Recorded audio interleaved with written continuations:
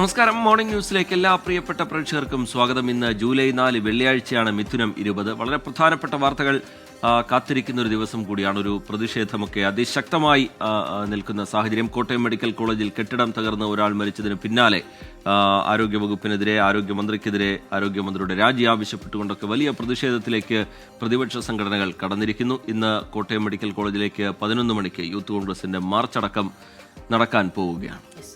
ട്രംപിന്റെ big beautiful bill US കോൺഗ്രസിൽ പാസ്സായിരിക്കുന്നു എന്നുള്ള ഏറ്റവും പ്രധാനപ്പെട്ട ഒരു വാർത്തയും വരുന്നുണ്ട്. 214-നെതിരെ 218 വോട്ടുകൾക്കാണ് പാസ്സായത് ബില്ല്. ഇതിനെ ക്രൂരമായ ബിൽ, ബ്യൂട്ടിഫുൾ ബില്ലല്ല, ക്രൂരമായ ബില്ലെന്നാണ് ജോ ബൈഡൻ വിശേഷിപ്പിച്ചത്. വിശദമായ റിപ്പോർട്ടുകൾ പരിശോധിക്കാം.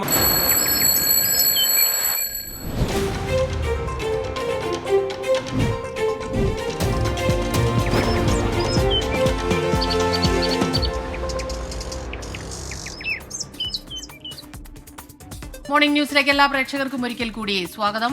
വളരെ വിശദമായ വാർത്തകളിലേക്ക് കടക്കുമ്പോൾ ഇന്നലെ വന്ന വേദനിപ്പിക്കുന്ന വാർത്ത, ആ വാർത്തയുടെ തുടർ വാർത്തകൾ ഇന്നുമുണ്ട്. കോട്ടയം മെഡിക്കൽ കോളേജ് ആശുപത്രിയിലെ കെട്ടിടം തകർന്നു വീണ സംഭവത്തിൽ ജില്ലാ കളക്ടർ ഇന്ന് അന്വേഷണം ആരംഭിക്കും. പ്രവേശനം നിരോധിച്ചിരുന്ന ശുചിമുറിയിൽ ആളുകൾ കയറിയതിനെക്കുറിച്ചാണ് അന്വേഷണം കൂടുതലായിട്ടുണ്ടാവുക. അപകടത്തിൽ ജീവൻ നഷ്ടമായ ബിന്ദുവിന്റെ സംസ്കാരം ഇന്ന് തലയോലപ്പറമ്പിലുണ്ടാകും. അതേസമയം സംഭവത്തിൽ പ്രതിഷേധം ശക്തമാവുകയാണ്. പ്രതിപക്ഷ പാർട്ടികൾ പ്രതിഷേധം ശക്തമാക്കുകയാണ്. ഇന്ന് വിവിധ രാഷ്ട്രീയ പാർട്ടികൾ മെഡിക്കൽ കോളേജിലേക്ക് പ്രതിഷേധ പ്രകടനം നടത്തും. ടോബി ജോൺസൺ കോട്ടയത്തു നിന്ന് വിവരങ്ങളുമായി ചേരുന്നുണ്ട്. ഒപ്പം തലയോലപ്പറമ്പിൽ നിന്ന് നിതിൻ അംബുജനും ചേരുന്നുണ്ട്. ആദ്യം ടോബിയിലേക്ക്. Toby, good morning. ഒരു നല്ല പ്രഭാതം എന്ന് നമുക്ക് പറയാൻ കഴിയില്ല. ഇന്നലെ ആദ്യമുണ്ടായ വാർത്ത, ടോബി ആ വാർത്ത റിപ്പോർട്ട് ചെയ്യുമ്പോൾ നമ്മൾ കരുതിയിരുന്നത് 2 പേർക്ക് ചെറിയ രീതിയിലുള്ള പരിക്കുകളോടെ ആ അപകടം അതവിടെ അവസാനിച്ചു എന്നാണ്. പക്ഷെ പിന്നീട് കണ്ടത് വല്ലാതെ വേദനിപ്പിക്കുന്ന ദൃശ്യങ്ങളും വാർത്തകളുമാണ്. അപ്പോൾ ബിന്ദുവിൻ്റെ ഭർത്താവിൻ്റെ സങ്കടം, അമ്മയുടെ സങ്കടം, അതൊക്കെ നമ്മൾ കണ്ടു. അപ്പോൾ ടോബി ഇന്നിപ്പോൾ എവിടെയാണുള്ളത്? എന്തെല്ലാം വിവരങ്ങളാണ് ഇപ്പോൾ ഈ അപകടത്തിൻ്റെ വാർത്തയുമായി? ഇന്നലെ വലിയ രീതിയിലുള്ള പ്രതിഷേധം ആരോഗ്യമന്ത്രിക്കെതിരെയൊക്കെ അവിടെ ഉണ്ടായിരുന്നതാണ്.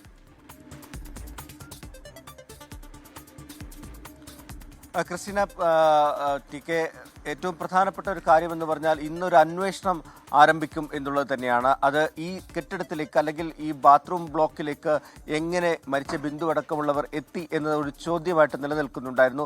ഇന്നലെ മന്ത്രിമാർ അതുമായി ബന്ധപ്പെട്ടുള്ള ഒരു പ്രഖ്യാപനം നടത്തി. കളക്ടർക്ക് ഇതുമായി ബന്ധപ്പെട്ട് അന്വേഷിച്ച് ഒരു റിപ്പോർട്ട് നൽകാൻ പറഞ്ഞിട്ടുണ്ട്. അപ്പോൾ അതുമായി ബന്ധപ്പെട്ടുള്ള അന്വേഷണം ജില്ലാ കളക്ടറുടെ ഭാഗത്ത് നിന്നും ഇന്ന് ആരംഭിക്കുമെന്നാണ് നമുക്ക് അറിയാൻ സാധിക്കുന്നത്. ഈ സംഭവം നടന്നതിന് പിന്നാലെ വലിയ വിവാദങ്ങളുണ്ടായിരുന്നു. രാഷ്ട്രീയ വിവാദമായി അത് ഉയരുകയും പ്രതിപക്ഷം വലിയ രീതിയിലുള്ള പ്രതിഷേധമായി ഉയർത്തിക്കൊണ്ടുവരികയും ചെയ്തു. മന്ത്രിമാരുടെ ആ ഒരു പ്രസ്താവന, അതായത് 2 പേർക്ക് പരിക്കേറ്റു എന്ന് മാത്രം പറഞ്ഞത് എന്തടിസ്ഥാനത്തിലാണെന്നുള്ള കാര്യങ്ങളടക്കം ഇന്നലെ ഒരു ആക്ഷേപമായി ഉയർന്നു വന്നു. അതിന് മെഡിക്കൽ കോളേജ് സൂപ്രണ്ട് ഒരു വിശദീകരണം കൃത്യമായിട്ട് നൽകി. ആ സമയത്ത് അവിടെ വന്ന് അന്വേഷിച്ചപ്പോൾ അറിയാൻ കഴിഞ്ഞത് അങ്ങനെയാണ്. ഒരാൾ മിസ്സിംഗ് എന്നുള്ള വിവരം ആ സമയത്ത് ആരും പറഞ്ഞില്ല. അതാണ് മന്ത്രിമാരോട് താൻ പറഞ്ഞത്. അങ്ങനെയാണ് മന്ത്രിമാർ പ്രതികരണം നടത്തിയത് എന്ന് സൂപ്രണ്ട് വിശദീകരിച്ചിട്ടുണ്ട്. എന്നാൽ അതിനപ്പുറത്തേക്ക് നോക്കുകയാണെങ്കിൽ ഈ പൊട്ടിപ്പൊളിഞ്ഞ അല്ലെങ്കിൽ ഇടിഞ്ഞു വീഴാൻ സാധ്യതയുണ്ട് എന്ന് പറയുന്ന ഈ ബിൽഡിങ്ങിൽ നേരത്തെ തന്നെ ഒരു നിരോധനം കൊണ്ടുവന്നിരുന്നു. അവിടെ ആളുകൾ പ്രവേശിക്കരുത്, ഈ ബാത്റൂം ബ്ലോക്കിൽ പ്രവേശിക്കരുതെന്ന് കൃത്യമായിട്ടുള്ള നിർദ്ദേശം നൽകിയെന്ന് മാനേജ്മെന്റും അതുപോലെ തന്നെ സൂപ്രണ്ട് അടക്കമുള്ളവർ പറയുമ്പോൾ എങ്ങനെയാണ് ആ ബാത്റൂമിലേക്ക് ആളുകൾ കയറിയത് എന്നുള്ളൊരു ചോദ്യം ഉയരുന്നുണ്ട്. അതുകൊണ്ട് തന്നെയാണ് ഈ വിഷയത്തിൽ വിശദമായിട്ടുള്ള ഒരു അന്വേഷണം വേണമെന്ന് ഈ മന്ത്രിമാരടക്കമുള്ളവർ പറയുന്നത്. അങ്ങനെ ഒരു അന്വേഷണത്തിലേക്കും തിരിഞ്ഞിരിക്കുന്നത്. മറ്റൊരു പ്രധാനപ്പെട്ട കാര്യം, ഈ നമ്മൾ ഇന്നലെ അവിടെ കണ്ട ഒരു പ്രധാനപ്പെട്ട ഒരു കാഴ്ച എന്ന് പറഞ്ഞാൽ ആ കെട്ടിടത്തിൻ്റെ, അതായത് ആളുകൾ, ഈ രോഗികൾ കിടക്കുന്ന ആ ബിൽഡിങ്ങിൽ തന്നെ കോൺക്രീറ്റുകൾ ഇടിഞ്ഞു വീണ അവസ്ഥകളൊക്കെ ഉണ്ടായത്. അപ്പോൾ അത്രയും മോശം അവസ്ഥയിൽ ഉണ്ടായിരുന്ന ഒരു കെട്ടിടം കാലതാമസം എന്തുകൊണ്ടും എത്രയും വേഗം ഷിഫ്റ്റ് ചെയ്യേണ്ടതല്ലായിരുന്നു. ഇപ്പോൾ ഈ ഒരു സംഭവം നടന്നപ്പോൾ ഇന്നലെ രാത്രി ഒറ്റ ദിവസം കൊണ്ട് ആളുകളെ പുതിയ കെട്ടിടത്തിലേക്ക് മാറ്റി. അതിനൊരു വിശദീകരണം ഇന്നലെ മെഡിക്കൽ കോളേജ് നൽകിയത് ഓപ്പറേഷൻ തിയേറ്ററോ അതിൻ്റെ നിർമ്മാണം പൂർത്തിയായിരുന്നില്ല, അതുകൊണ്ടാണ് മാറ്റാതിരുന്നതെന്നാണ്. അതൊക്കെ എത്രത്തോളം ന്യായീകരിക്കാൻ പറ്റുന്ന ഒരു മറുപടിയാണെന്ന് നമുക്കിപ്പോൾ ചോദിക്കേണ്ടി വരും. കാരണം ഇന്നലെ ഒറ്റ രാത്രി കൊണ്ട് പുതിയ ബ്ലോക്കിലേക്ക് രോഗികളെല്ലാം മാറ്റി അവിടെ ആ പുതിയ ബിൽഡിംഗ് പ്രവർത്തന സജ്ജമായ ഒരു അവസ്ഥ നമുക്കുണ്ട്. അപ്പോൾ അനാസ്ഥ ആരുടെ ഭാഗത്തു നിന്നാണ് ഉണ്ടായതെന്നൊരു ചോദ്യം ഉയരുന്നുണ്ട്. അതുകൊണ്ട് തന്നെ ഈ വിഷയത്തിൽ ഏതെങ്കിലും തരത്തിലുള്ള ഒരു നടപടി ഉണ്ടാകുമോ എന്നടക്കമുള്ള കാര്യങ്ങളാണ് ഇനി നമുക്ക് അറിയേണ്ടത്. അതിനുള്ള ചില നടപടികളിലേക്ക് കാര്യങ്ങൾ. മറ്റൊന്ന്, ആരോഗ്യവകുപ്പിനുണ്ടായിരിക്കുന്ന ഗുരുതരമായ വീഴ്ചയുമായി ബന്ധപ്പെട്ടുള്ള വിമർശനമാണ്. ഇന്നലെയും വലിയ പ്രതിഷേധം നമ്മൾ കണ്ടു. ഇന്നും സമാനമായ രീതിയിലുള്ള ശക്തമായുള്ള പ്രതിഷേധത്തിന് പ്രതിപക്ഷ സംഘടനകൾ ഒരുങ്ങുന്നു എന്നുള്ള വിവരമാണ് പുറത്തു വരുന്നത്. ഈ ആരോഗ്യവകുപ്പിന്റെ വീഴ്ച, മന്ത്രിമാർ നടത്തിയ അനുചിതമായ പ്രതികരണം, അങ്ങനെ പ്രതിപക്ഷം ഇന്ന് ആ പ്രതിഷേധം എങ്ങനെ മുന്നോട്ട് കൊണ്ടുപോകാനാണ് ആലോചിക്കുന്നത് ടോബി? ടി.കെ, ശക്തമായിട്ടുള്ള പ്രതിഷേധങ്ങൾ ഉണ്ടാകുമെന്നുള്ള കാര്യത്തിൽ യാതൊരു സംശയവുമില്ല. ഇന്നലെ നമ്മൾ കണ്ടതാണ്, മുഖ്യമന്ത്രിയെ കരിങ്കൊടി കാണിക്കുന്നു, വീണ ജോർജിനെ കരിങ്കൊടി കാണിക്കുന്നു. അതോടൊപ്പം തന്നെ വിവിധ സംഘടനകൾ ഇന്നലെ തന്നെ പ്രതിഷേധ മാർച്ചുമായി മെഡിക്കൽ കോളേജിലേക്ക് മുന്നിലേക്ക് വന്നു. ചാണ്ടി ഉമ്മൻ MLA ഇന്നലെ ഒരു പ്രതിഷേധ സമരം മെഡിക്കൽ കോളേജിന് മുന്നിൽ നടത്തി. അതിനെ തുടർന്ന് ചാണ്ടി ഉമ്മൻ MLAക്കെതിരെ ഗാന്ധിനഗർ പോലീസ് കേസെടുക്കുന്ന ഒരവസ്ഥ വരെ ഉണ്ടായിരുന്നു. കാരണം ആംബുലൻസ് തടഞ്ഞു എന്നടക്കമുള്ള കുറ്റങ്ങളാണ് ആ സംഭവത്തെ തുടർന്ന് ഉണ്ടായത്.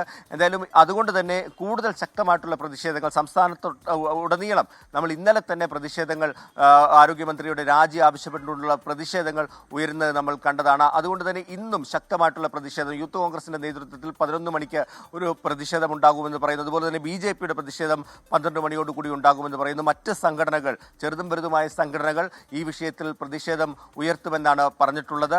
അതോടൊപ്പം തന്നെ എടുത്തു പറയേണ്ട ഒരു കാര്യം, കഴിഞ്ഞ കുറച്ച് ദിവസങ്ങളായിട്ട് മെഡിക്കൽ കോളേജ് വിവാദം സജീവമായിട്ട് നിൽക്കുകയായിരുന്നു. കോട്ടയം മെഡിക്കൽ കോളേജിന് മുമ്പിലും കോൺഗ്രസും അതുപോലെ തന്നെ കേരള കോൺഗ്രസ് ജോസഫ് വിഭാഗവും ഒക്കെ പ്രതിഷേധം നടത്തി. ഇന്നലെ മിനിഞ്ഞാന്ന് കേരള കോൺഗ്രസ് ജോസഫ് വിഭാഗം ഒരു പ്രതിഷേധം നടത്തി. അങ്ങനെ പ്രതിഷേധങ്ങൾ നടന്നുകൊണ്ടിരിക്കുന്നതിനിടയിലാണ് ഇങ്ങനെ ഒരു സംഭവം ഈ കോട്ടയം മെഡിക്കൽ കോളേജിൽ ഉണ്ടായത്. അതുകൊണ്ട് തന്നെയാണ് കൂടുതൽ ശക്തമായിട്ടുള്ള പ്രതിഷേധ പരിപാടികളിലേക്ക് നമുക്കറിയാവുന്നതുപോലെ ആരോഗ്യമന്ത്രിക്കെതിരെയാണ് ആ ആരോപണങ്ങളെല്ലാം തന്നെ ഉയരുന്നത്.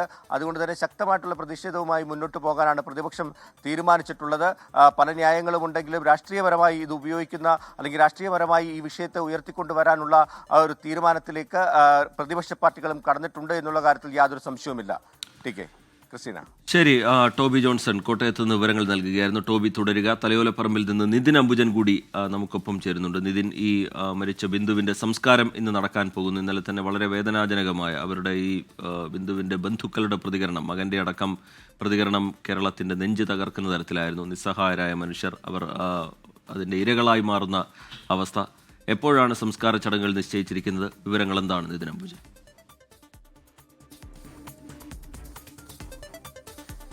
റിജിത്ത്, തലയോലപ്പറമ്പിലെ വീട്ടിൽ സങ്കട കാഴ്ചയാണ്. ഞാനീ നിൽക്കുന്ന സ്ഥലത്ത് ഈ വീട് കാണാം. ചുമരൊന്നും തേച്ചിട്ടില്ലാത്തൊരു 2 മുറി വീടാണ്. അവിടെ നിസ്സഹായരായ 3 മനുഷ്യരുണ്ട്. ബിന്ദുവിന്റെ ഭർത്താവ്, അമ്മ, മകൻ, നവരീത് അടക്കം ഉൾപ്പെടെയുള്ളവർ ആ വീട്ടിലുണ്ട്. നമുക്കറിയാം, വലിയൊരു ദുഃഖത്തിലൂടെ കടന്നു പോകുന്നൊരു സാഹചര്യമാണ് അവരുടേത്.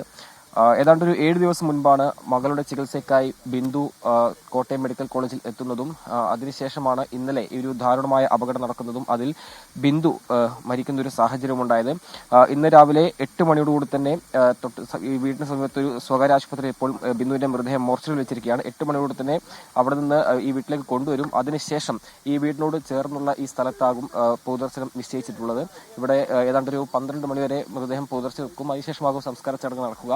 ഏതാണ്ട് ഒരു 3 മണിക്കൂർ നേരം ഇവിടെ പൊതുദർശനം ഉണ്ടാകുമെന്നാണ് ഇപ്പോൾ നാട്ടുകാർ ഉൾപ്പെടെയുള്ളവർ അറിയിക്കുന്നത്. ഇപ്പോൾ രാവിലെ തന്നെ ഇതിന്റെ ക്രമീകരണങ്ങൾ ഏർപ്പെടുത്താനായി നാട്ടുകാർ ഉൾപ്പെടെയുള്ളവർ ഇവിടെ എത്തിയിട്ടുണ്ട്. എന്തായാലും പ്രതിപക്ഷ നേതാവ് ഉൾപ്പെടെയുള്ളവർ ഈ ഒരു സ്ഥലത്തെത്തുമെന്നാണ് ഇപ്പോൾ വ്യക്തമാക്കിയിരിക്കുന്നത്. ഇദ്ദേഹം ബിന്ദുവിന്റെ സഹോദരനാണ്. കുടുംബത്തിന്റെ ഒരു അത്താണിയായിരുന്നു ബിന്ദു. കുടുംബത്തെ അത്താണിയായിട്ട് 10-15 വർഷമായിട്ട് ഇവിടെ ഒരു 300 രൂപ കൂലിക്ക് കടയിൽ ഉമ്മാങ്കുന്ന് എന്ന് പറയുന്ന തലയോലപ്പുറം ഉമ്മാങ്കുന്ന് എന്ന് പറയുന്നൊരു കടയിൽ ജോലി ചെയ്യണ. അത് കൊണ്ടുവരുന്ന ഇത് വെച്ചാണ് കൊച്ചിനെ ഒരു ലെവലെടുക്കാൻ വേണ്ടി അവർ ബാക്കി എല്ലാവരും കൂടെ സഹായിച്ച് BSc നേഴ്സിങ്ങിന് പഠിച്ച് 4.5 വർഷമായി. ഇനി 6 മാസം കോഴ്സ് ഇവിടെയുള്ളു. അങ്ങനെ വന്നപ്പോൾ അതിന് പെട്ടെന്നൊരു നടുവേദന വന്ന് ഇത് സ്കാൻ ചെയ്യാമെന്ന് പറഞ്ഞു ഹോസ്പിറ്റലിൽ കൊണ്ടുപോയി, മെഡിക്കൽ കോളേജിൽ കൊണ്ടുപോയപ്പം കഴുത്തിന്റെ അവിടെയും പ്രാച്ചുണ്ട്, തൊണ്ടയുടെ ഇവിടെയുണ്ട്. അങ്ങനെ ഇത് ബാക്കിയെല്ലാം ടെസ്റ്റെല്ലാം കഴിഞ്ഞ് അടുത്ത ആഴ്ച ഓപ്പറേഷൻ നടത്താമെന്ന് പറഞ്ഞ് അവർ തീരുമാനിച്ച. ഈ സംഭവം നടക്കുന്നതിൻ്റെ അന്ന് 9 മണിയായപ്പം എൻ്റെ അനിയനും വൈഫും കൂടെ ബ്ലഡ് പരിശോധിക്കാനായിട്ട് ഡോക്ടർ പറഞ്ഞു. ഒരാൾ ബ്ലഡ് ബാങ്കിലോട്ടും പോയി, ഒരാൾ കൊച്ചിന് ഭക്ഷണം മേടിച്ചു കൊടുക്കാനായിട്ടും മേടിച്ചുകൊണ്ട് മേളിലോട്ട് കയറി. അപ്പോൾ കൊച്ചിന് ഈ ഭക്ഷണം കൊടുത്തിട്ട് ഇത് കുളിക്കാനായിട്ട് അവിടെ കയറിയപ്പം അവിടെ 3 പേര് നിന്ന് കുളിക്കുക. അതുകൊണ്ട് അവിടെ നിന്ന് കുളിച്ച് അതുവരെ ഒരു 15-20 മിനിറ്റ് അവിടെ നിന്നതിന് ശേഷം അവർ കയറി പെട്ടെന്ന് അവർ കയറുന്ന സമയത്ത് ഇത് സംഭവിക്കുന്നത്. അപ്പൊ സംഭവിച്ചപ്പോൾ അവർ പറയുന്നുണ്ട്, അവിടെ നിന്ന് 2-3 പേര് പറഞ്ഞിട്ടുണ്ട്, ഒരു ആൾ ഇതിനകത്ത് കുളിക്കാനായിട്ട് വന്ന് അവര് അതിനടിക്ക് കിടപ്പുണ്ടെന്ന് പറഞ്ഞാൽ ഇവരാരും ചെവിക്കൊണ്ടില്ല. അങ്ങനെ പക്ഷെ അന്നേരം ഇതാരെങ്കിലും ചെയ്താരനെ കിട്ടും. അപ്പം ഞാൻ ഇതോണം വീട്ടിൽ നിന്ന് ഞാൻ കോഴികളെയാണ് താമസിക്കുന്നത്. ഞാൻ ഫോൺ ചെയ്തെന്നോണം TV കണ്ടോണ്ട് നിന്നപ്പോൾ ഞാൻ ഇതോണം പറഞ്ഞു, മോനെ ഇതോണം ബിന്ദുവിനെ കാണാനില്ലെന്ന് പറഞ്ഞു. അങ്ങനെ അനിയനെ വിളിച്ചപ്പോൾ അനിയൻ ബാങ്കിൽ നിൽക്കുക, ബ്ലഡ് കൊടുക്കുന്ന അവിടെ നിൽക്കുക. അങ്ങനെ അനിയൻ പറഞ്ഞിട്ട് പറഞ്ഞു ഇവിടെ കാണാനില്ല, 2.5 മണിക്കൂർ കൊണ്ടേ കാണാനില്ലെന്ന് പറഞ്ഞു. അങ്ങനെയായിരുന്നു ഇന്നലെ ആ ഒരു വിവരം നമ്മൾ അറിഞ്ഞത്. ഇപ്പോൾ ഈ കുടുംബത്തിന്റെ ഒരു സാഹചര്യം എങ്ങനെയാണ്? കുടുംബത്തിന്റെ സാഹചര്യം ഈ അമ്മയുണ്ട്, അവിടെ ഉണ്ട്. അമ്മയ്ക്ക് ഈ ഭാര്യയുടെ, എൻ്റെ അനിയൻ്റെ ഭാര്യയുടെ അമ്മയുണ്ട്. അവരിവിടെ സുഖമില്ല കിടക്കി. അവർ 100 വയസ്സുള്ളതാ. എൻ്റെ ഭാര്യയെ കൊണ്ടുവന്ന് തുണിക്കടയിൽ പോയി കൊണ്ടുവന്ന 200 രൂപ കൂലി കൊണ്ടുവന്നാണ് ഈ കുടുംബം കഴിയുന്നത്. പിന്നെ അനിയൻ കൂലി വേലയ്ക്ക് സിമെന്റിന്റെ പണിയാണ് ചെയ്യുന്നത്. അതുകൊണ്ട് കൈ മൊത്തം എന്തോന്നാണ്ട് ഒരു 10, 20, 15 വർഷമായിട്ട് ജോലിക്ക് പോകുന്നില്ല. അപ്പം സഹായം എന്റെ മോന് ഇനിയിപ്പോ ഇതെന്തെന്ന് പറഞ്ഞാൽ എന്റെ അനിയൻ മാത്രമേ ഉള്ളൂ. ഭാരതയില് 90-100 വയസ്സുള്ള തള്ളേ ഉള്ളു. അപ്പൊ അവര് ആ കൊച്ചിന് ജോലി കൊടുക്കണം, അതിന്റെ മാന്യമായ രീതിയിൽ അത് ചെയ്യണം. അത്തരമൊരു ആവശ്യമാണ് ബന്ധുക്കളെ അടക്കം ഉന്നയിക്കുന്നത്. കാരണം വലിയൊരു ദുഃഖത്തിലൂടെയാണ് ഈ കുടുംബം കടന്നു പോകുന്നത്. ഇവിടുത്തെ ബിന്ദുവിന്റെ എന്റെ സഹോദരന്റെ ഭാര്യയെ ഞങ്ങൾക്കൊരു ദൈവമായിരുന്നവള്. ആരും കൊടുക്കും. ഞങ്ങളെല്ലാം ഓരോ ദുഃഖങ്ങൾ പറയുമ്പോ ഞങ്ങളുടെ കയ്യിൽ ഞങ്ങളെ കൊണ്ടുകൂടെ. ഞങ്ങളും ഒക്കെ അസുഖക്കാരാ. നാട്ടുകാർ പിരിച്ചെങ്കിലും ആര് പിരിച്ചെങ്കിലും ഇവരെ ഒന്ന് രക്ഷപ്പെടുത്തണം. ആ കൊച്ചിന് ഇനി വലിയ ഓപ്പറേഷനാ. ഇതിന്റെ പുറകെയൊക്കെ പോകണം. ഇത് കർമ്മം കഴിഞ്ഞാൽ ഉടനെ അതിനെ ആശുപത്രിയിൽ എത്തിക്കണം. സർവ്വതും നോക്കുന്നത് അത് ഈ നാട്ടുകാർക്ക് മൊത്തം അറിയാം. തുണിക്കടയിൽ പോയി അതാ ഭർത്താവിന് വയ്യല്ല, പിന്നെ ഞങ്ങളെയൊക്കെ എന്തെങ്കിലും കൊടുത്താൽ ജീവിതം. ആ തള്ള പോയാൽ ഇനി അവർക്ക് എങ്ങനെ ജീവിക്കുക കൊച്ചുങ്ങൾ? ഒരു വയസ്സായ അമ്മയാ ചെന്ന് നോക്കവിടെ. അതാ ഈ സർക്കാരൊന്നും അനങ്ങിയിട്ടില്ലല്ലോ ഇതുവരെ. ഏത് രീതിയിലെങ്ങും ഒരിതും ഇല്ല. പിന്നെ എന്തൊരു സർക്കാർ ചെയ്ത ആ കുടുംബം പുലർത്തുന്നത്. തുച്ഛമായ ഒരു ശമ്പളത്തിൽ ജോലി ചെയ്യുന്ന ഒരു സ്ത്രീയായിരുന്നു ബിന്ദു. അതുകൊണ്ട് തന്നെ മാന്യമായ രീതിയിൽ നഷ്ടപരിഹാരവും അതോടൊപ്പം ബിന്ദുവിന്റെ മകൾ ഒരു ജോലിയുമാണ് ഇവർ പറയുന്നത്. നേരത്തെ സൂചിപ്പിച്ചു, സർക്കാരിന്റെ ഭാഗത്തും ഇതുവരെ അത്തരമൊരു പ്രഖ്യാപനം ഉണ്ടായിട്ടില്ല. ഈ ഒരു ദിവസം അങ്ങനെ ഒരു പ്രഖ്യാപനം ഉണ്ടാകുമെന്നൊരു പ്രതീക്ഷയാണ് നാട്ടുകാർ ഇപ്പോൾ പങ്കുവയ്ക്കുന്നത്. അങ്ങനെ ഒരു ആവശ്യം അവർ മുന്നോട്ട് വയ്ക്കുന്നു. കാരണം ആ നിലയിലൊരു സാഹചര്യത്തിലൂടെയാണ് ഈ കുടുംബം കടന്നു പോകുന്നത്. നേരത്തെ സൂചിപ്പിച്ച പോലെ തന്നെ ഈ ബിന്ദുവിന്റെ ഒരു തൊഴിലുകൊണ്ട് മാത്രമാണ് ഈ കുടുംബം മുന്നോട്ട് പോകുന്നത്. കാരണം വിശ്രുതന് കഴിഞ്ഞ ഏതാനും നാളുകളായി തന്നെ ജോലിക്ക് പോകാൻ പറ്റാത്ത സാഹചര്യമാണ്. കുടുംബത്തിന്റെ നെടുംതൂണായിരുന്ന ഒരാളാണ്. അങ്ങനെ ഒരാൾ പോകുമ്പോഴുണ്ടാകുന്ന ആ കുടുംബത്തിനുണ്ടാകുന്ന ഒരു തകർച്ച അത് സാധാരണ നമുക്ക് വാക്കുകളിൽ പറഞ്ഞ് അറിയിക്കാൻ കഴിയുന്നതല്ല. അത് ഇന്നലെ മുതൽ നമ്മളത് കാണുന്നതാണ്. ആ വേദനയും ബിന്ദുവിൻ്റെ ഭർത്താവ് തന്നെ പറയുകയായിരുന്നു, ഞാനല്ല ഈ കുടുംബം മുഴുവൻ കൊണ്ടുപോയത്, എൻ്റെ ഭാര്യയാണ്, കുട്ടികളെ പഠിപ്പിച്ചതും എല്ലാം അവളാണ് എന്ന് അദ്ദേഹം പറയുകയുണ്ടായി. അമ്മയുടെ കരച്ചിലൊന്നും നമുക്ക് കണ്ടു നിൽക്കാൻ കഴിയുന്നില്ല. എന്തായാലും സർക്കാർ ഇതിൽ ഒരു ഇടപെടൽ നടത്തണം. കാരണം അവരുടെ കുടുംബം അതിനി മുന്നോട്ട് പോകേണ്ടതുണ്ട്. 25 ലക്ഷം രൂപ നഷ്ടപരിഹാരം പ്രഖ്യാപിക്കണം എന്നാണ് ഇപ്പോൾ കോൺഗ്രസിൻ്റെ ആവശ്യം. വലിയ രീതിയിലുള്ള പ്രതിഷേധം കോൺഗ്രസ് അവിടെ ഇന്നലെ മുതൽ നടത്തുന്നുണ്ട്. ടോബി ജോൺസൺ വീണ്ടും ചേരുന്നുണ്ട്. ടോബി, ഇതിൽ ഏറ്റവും പ്രധാനമായ ഒരു കാര്യം, ആദ്യ മണിക്കൂറുകളിൽ ഒരുപക്ഷെ കൃത്യമായി അവിടെ ആ അവശിഷ്ടങ്ങൾക്കിടയിൽ തെരച്ചിൽ നടത്തിയിരുന്നെങ്കിൽ ബിന്ദുവിൻ്റെ ജീവൻ ഒരു പക്ഷേ രക്ഷപ്പെടുത്താൻ കഴിഞ്ഞേനെ. അതൊരു ചെറിയ കാര്യമല്ല. അതുതന്നെയാണ് വലിയ രീതിയിലുള്ള വിമർശനമായി ഇപ്പോൾ ഉയർന്നു വരുന്നത്. അന്വേഷണം നടത്താൻ അല്ലെങ്കിൽ JCB അവിടെ എത്തിക്കാനുണ്ടായ ആ ഒരു കുറച്ച് സമയത്തിൻ്റെ ഒരു താമസം അവിടെ ഉണ്ടായിരുന്നു. ഒരു 1-2 മണിക്കൂർ കഴിഞ്ഞു അവശിഷ്ടങ്ങൾക്കിടയിൽ തെരച്ചിൽ തുടങ്ങുമ്പോൾ. അപ്പോൾ അവിടെ ഒരു വലിയ വീഴ്ച വന്നിട്ടുണ്ട് എന്നുള്ള രീതിയിൽ വലിയ പ്രതിഷേധം ഇന്നലെ ഉണ്ടായി. അപ്പോൾ ഇന്നും ആ രീതിയിൽ പ്രതിഷേധം നടക്കുന്നുണ്ടോ? ഈ ഒരു കാര്യത്തിൽ അന്വേഷണം ഏത് രീതിയിലാണ് മുന്നോട്ട് പോവുക?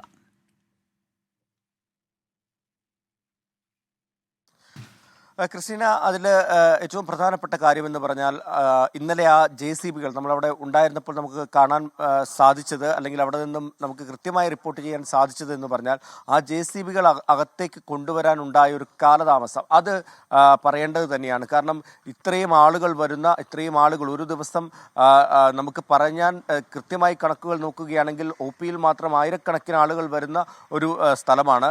അവിടെ ഇത്രയും 4 ചുറ്റും കെട്ടിടമുള്ള ഒരു സ്ഥലമാണ്. അവിടേക്ക് വാഹനം കയറാനുള്ള ഒരു സംവിധാനമില്ല. ഇതുപോലെ എന്തെങ്കിലും ഒരു അടിയന്തര ഘട്ടമുണ്ടായാൽ അവിടെ ഫയർഫോഴ്സിന്റെ വാഹനം വരാനോ മറ്റോ ഒരു തരത്തിലുള്ള സൗകര്യവും ഇല്ലാത്ത രീതിയിലാണ് ആ കെട്ടിടങ്ങൾ നിർമ്മിച്ചു വെച്ചിരിക്കുന്നത്. അത് ഒരുപക്ഷെ ഇപ്പോഴത്തെ ഭരണസമിതിയോ സർക്കാരിനെയോ അല്ല, അതിനപ്പുറത്തേക്ക് കാലങ്ങളായിട്ട് നിർമ്മിച്ചു വന്ന ഒരു ബിൽഡിംഗ് സമുച്ചയമാണ്. അപ്പോൾ അതിൻ്റെ ശാസ്ത്രീയ രീതിയിൽ ഇപ്പോൾ PWD ഉണ്ട്, അതുപോലെ തന്നെ എഞ്ചിനീയറിംഗ് വിഭാഗമുണ്ട്. ഇവരൊക്കെ യാതൊരു തരത്തിലുള്ള മുൻകരുതലുകളും ഓരോ ബിൽഡിങ്ങുകളൊക്കെ പണിയുമ്പോൾ നമുക്കറിയാവുന്നതാണ്, കൃത്യമായിട്ട് ഈ ഫയർഫോഴ്സിൻ്റെ മറ്റുമൊക്കെ നിർദ്ദേശങ്ങളുണ്ട്. ആദ്യത്തെ കെട്ടിടം വർഷങ്ങൾ പഴക്കമുള്ള ഏകദേശം ഈ മെഡിക്കൽ കോളേജ് തുടങ്ങിയപ്പോൾ മുതലുള്ള ഒരു കെട്ടിടത്തിൻ്റെ സൈഡാണ് ഇടിഞ്ഞു വീണത്. അതിനപ്പുറത്തേക്ക് അതിനുശേഷം പണിത കെട്ടിടങ്ങളൊക്കെ ഉണ്ട്. ആ സമയത്തൊന്നും ഇതൊന്നും ആരും ചിന്തിച്ചില്ല എന്നുള്ളൊരു ചോദ്യം നമുക്ക് ചോദിക്കേണ്ടി വരും. കാരണം ഒരു വാഹനത്തിന് പോലും കയറി വരാൻ പറ്റത്തില്ലാത്ത സ്ഥലത്തിലേക്ക് ആ കെട്ടിടങ്ങൾ, അവിടെ ഒരു തീപിടുത്തം ഉണ്ടായാൽ ഫയർഫോഴ്സ് എങ്ങനെ എത്തി തീ അണയ്ക്കുമെന്നൊരു ചോദ്യം ബാക്കിയാവുകയാണ്. ഇതിപ്പോൾ ഇങ്ങനൊരു സംഭവമായതുകൊണ്ട് നമുക്ക് അത് ആ വാഹനം കയറ്റിക്കൊണ്ടുവന്ന് രക്ഷാപ്രവർത്തനം നടത്തിയെന്ന് പറയാമെങ്കിൽ പോലും മറ്റൊരു സംഭവമാണെങ്കിൽ എങ്ങനെ രക്ഷാപ്രവർത്തനം അവിടെ നടത്താൻ സാധിക്കുമായിരുന്നു എന്നൊരു ചോദ്യം ബാക്കിയാവുകയാണ്. അതിന് കാലതാമസമെടുത്തു. ആ വാഹനങ്ങൾ കയറി അകത്ത് വന്ന മണ്ണ് മാറ്റുന്നതിന് ഒരു കാലതാമസമെടുത്തു എന്നുള്ളതൊരു വാസ്തവം തന്നെയാണ്. അതിനുള്ള ഒരു മറുപടി ലഭിക്കേണ്ടതുണ്ട്. അതിനപ്പുറത്തേക്ക് കെട്ടിടത്തിന്റെ ശോചനീയാവസ്ഥയുമായി ബന്ധപ്പെട്ടുള്ള വിവരം അത് നേരത്തെ തന്നെ സർക്കാരിന് മുന്നിലേക്ക് വന്നിട്ടുള്ളതാണ്. എന്നിട്ടും ആ ദുരന്തമുഖത്ത് നിന്ന് മന്ത്രിമാർ അതിനെ അത് ഈ സർക്കാരിന്റെ വീഴ്ചയല്ല എന്ന് വരുത്തി തീർക്കാൻ ശ്രമിച്ചു എന്ന വിമർശനം അതിശക്തമായി വരുന്ന സാഹചര്യം. മന്ത്രിമാരുടെ പ്രതികരണമാണ് ആ രക്ഷാപ്രവർത്തനം വൈകിപ്പിച്ചത്. ആ കെട്ടിടത്തിൽ ആളുകൾ കുടുങ്ങിക്കിടക്കുന്നുണ്ടാവില്ല എന്ന തരത്തിൽ മന്ത്രിമാർ നടത്തിയ പ്രതികരണമാണ് രക്ഷാപ്രവർത്തനത്തെ വൈകിപ്പിച്ചത് എന്ന തരത്തിൽ വരുന്ന അതിഗുരുതരമായ വിമർശനം. അങ്ങനെ വീഴ്ചയുടെ, സർക്കാർ അനാസ്ഥയുടെ ഗുരുതരമായ കൃത്യവിലോപത്തിന്റെ ഇരയായി ബിന്ദു മാറുകയാണല്ലോ ടോബി. രണ്ട് കാര്യങ്ങൾ, അത് തീർച്ചയായിട്ടും. ഒന്ന്, ഈ ഇടിഞ്ഞു പൊളിഞ്ഞ് വീഴാറായിട്ടുള്ള അല്ലെങ്കിൽ കോൺക്രീറ്റ് അടന്ന് വീഴുന്ന ഈ കെട്ടിടത്തിൽ ആളുകളെ എന്തിന് പ്രവേശിപ്പിച്ചു, അതിനാരാണ് നിർദ്ദേശം നൽകിയത് എന്നുള്ളൊരു ചോദ്യം അവിടെ ഉയരുന്നുണ്ട്. അതാണ് ഏറ്റവും പ്രധാനപ്പെട്ട കാര്യം. ആ കെട്ടിടത്തിൽ ആളുകൾ കയറുമ്പോൾ സ്വാഭാവികമായിട്ടും ആ ബാത്റൂം ഉപയോഗിക്കാനുള്ള ഒരു സാധ്യത വളരെ കൂടുതലാണ്. അല്ലെങ്കിൽ ആ ബാത്റൂം, ഇന്നലെ നമ്മൾ അവിടെ നിന്ന് ആളുകളോട് സംസാരിച്ചപ്പോൾ പറഞ്ഞത് അവിടെ യാതൊരു തരത്തിലുള്ള ബാത്റൂം ഉപയോഗിക്കുന്നതിന് ഒരു നിയന്ത്രണങ്ങളും ഇല്ലായിരുന്നു എന്നാണ് അവിടെ ഉണ്ടായിരുന്ന പല ആളുകളും, അവിടെ ആ കെട്ടിടത്തിൽ രോഗിക്കൊപ്പം ഉണ്ടായിരുന്ന കൂട്ടിരിപ്പുകാരും മറ്റും പറഞ്ഞത്. പക്ഷേ സൂപ്രണ്ട് അടക്കമുള്ളവർ പറയുന്നത് ആ ബാത്റൂം കോംപ്ലക്സ് ഉപയോഗിക്കുന്നതിന് കർശന നിയന്ത്രണം നൽകിയിരുന്നു. ഇന്നലെ പ്രിൻസിപ്പൽ പുറത്തിറക്കിയ ഒരു വിശദീകരണ കുറിപ്പിൽ അദ്ദേഹം പറഞ്ഞത് 11, 14 വാർഡുകളിലെ ബാത്റൂമുകൾ, അതായത് താഴത്തെ നിലയിലുള്ള 2 ബാത്റൂമുകൾ ഉപയോഗിക്കുന്നതിന് കർശന നിർദ്ദേശമുണ്ടായിരുന്നു. പക്ഷേ ഇന്നലെ നമ്മൾ കണ്ടത് ബിന്ദുവിൻ്റെ മൃതദേഹം കണ്ടെടുക്കുന്നത് ഏറ്റവും താഴത്തെ നിലയിലുള്ള ബാത്റൂമിൽ നിന്നാണ്, അതായത് 14-ാം വാർഡിൻ്റെ ആ നിലയിൽ നിന്നാണ്. അപ്പോൾ അവിടെയും ആളുകൾ കയറി ബാത്റൂം ഉപയോഗിക്കുന്നുണ്ടായിരുന്നു എന്നുള്ളത് വസ്തുതയാണ്.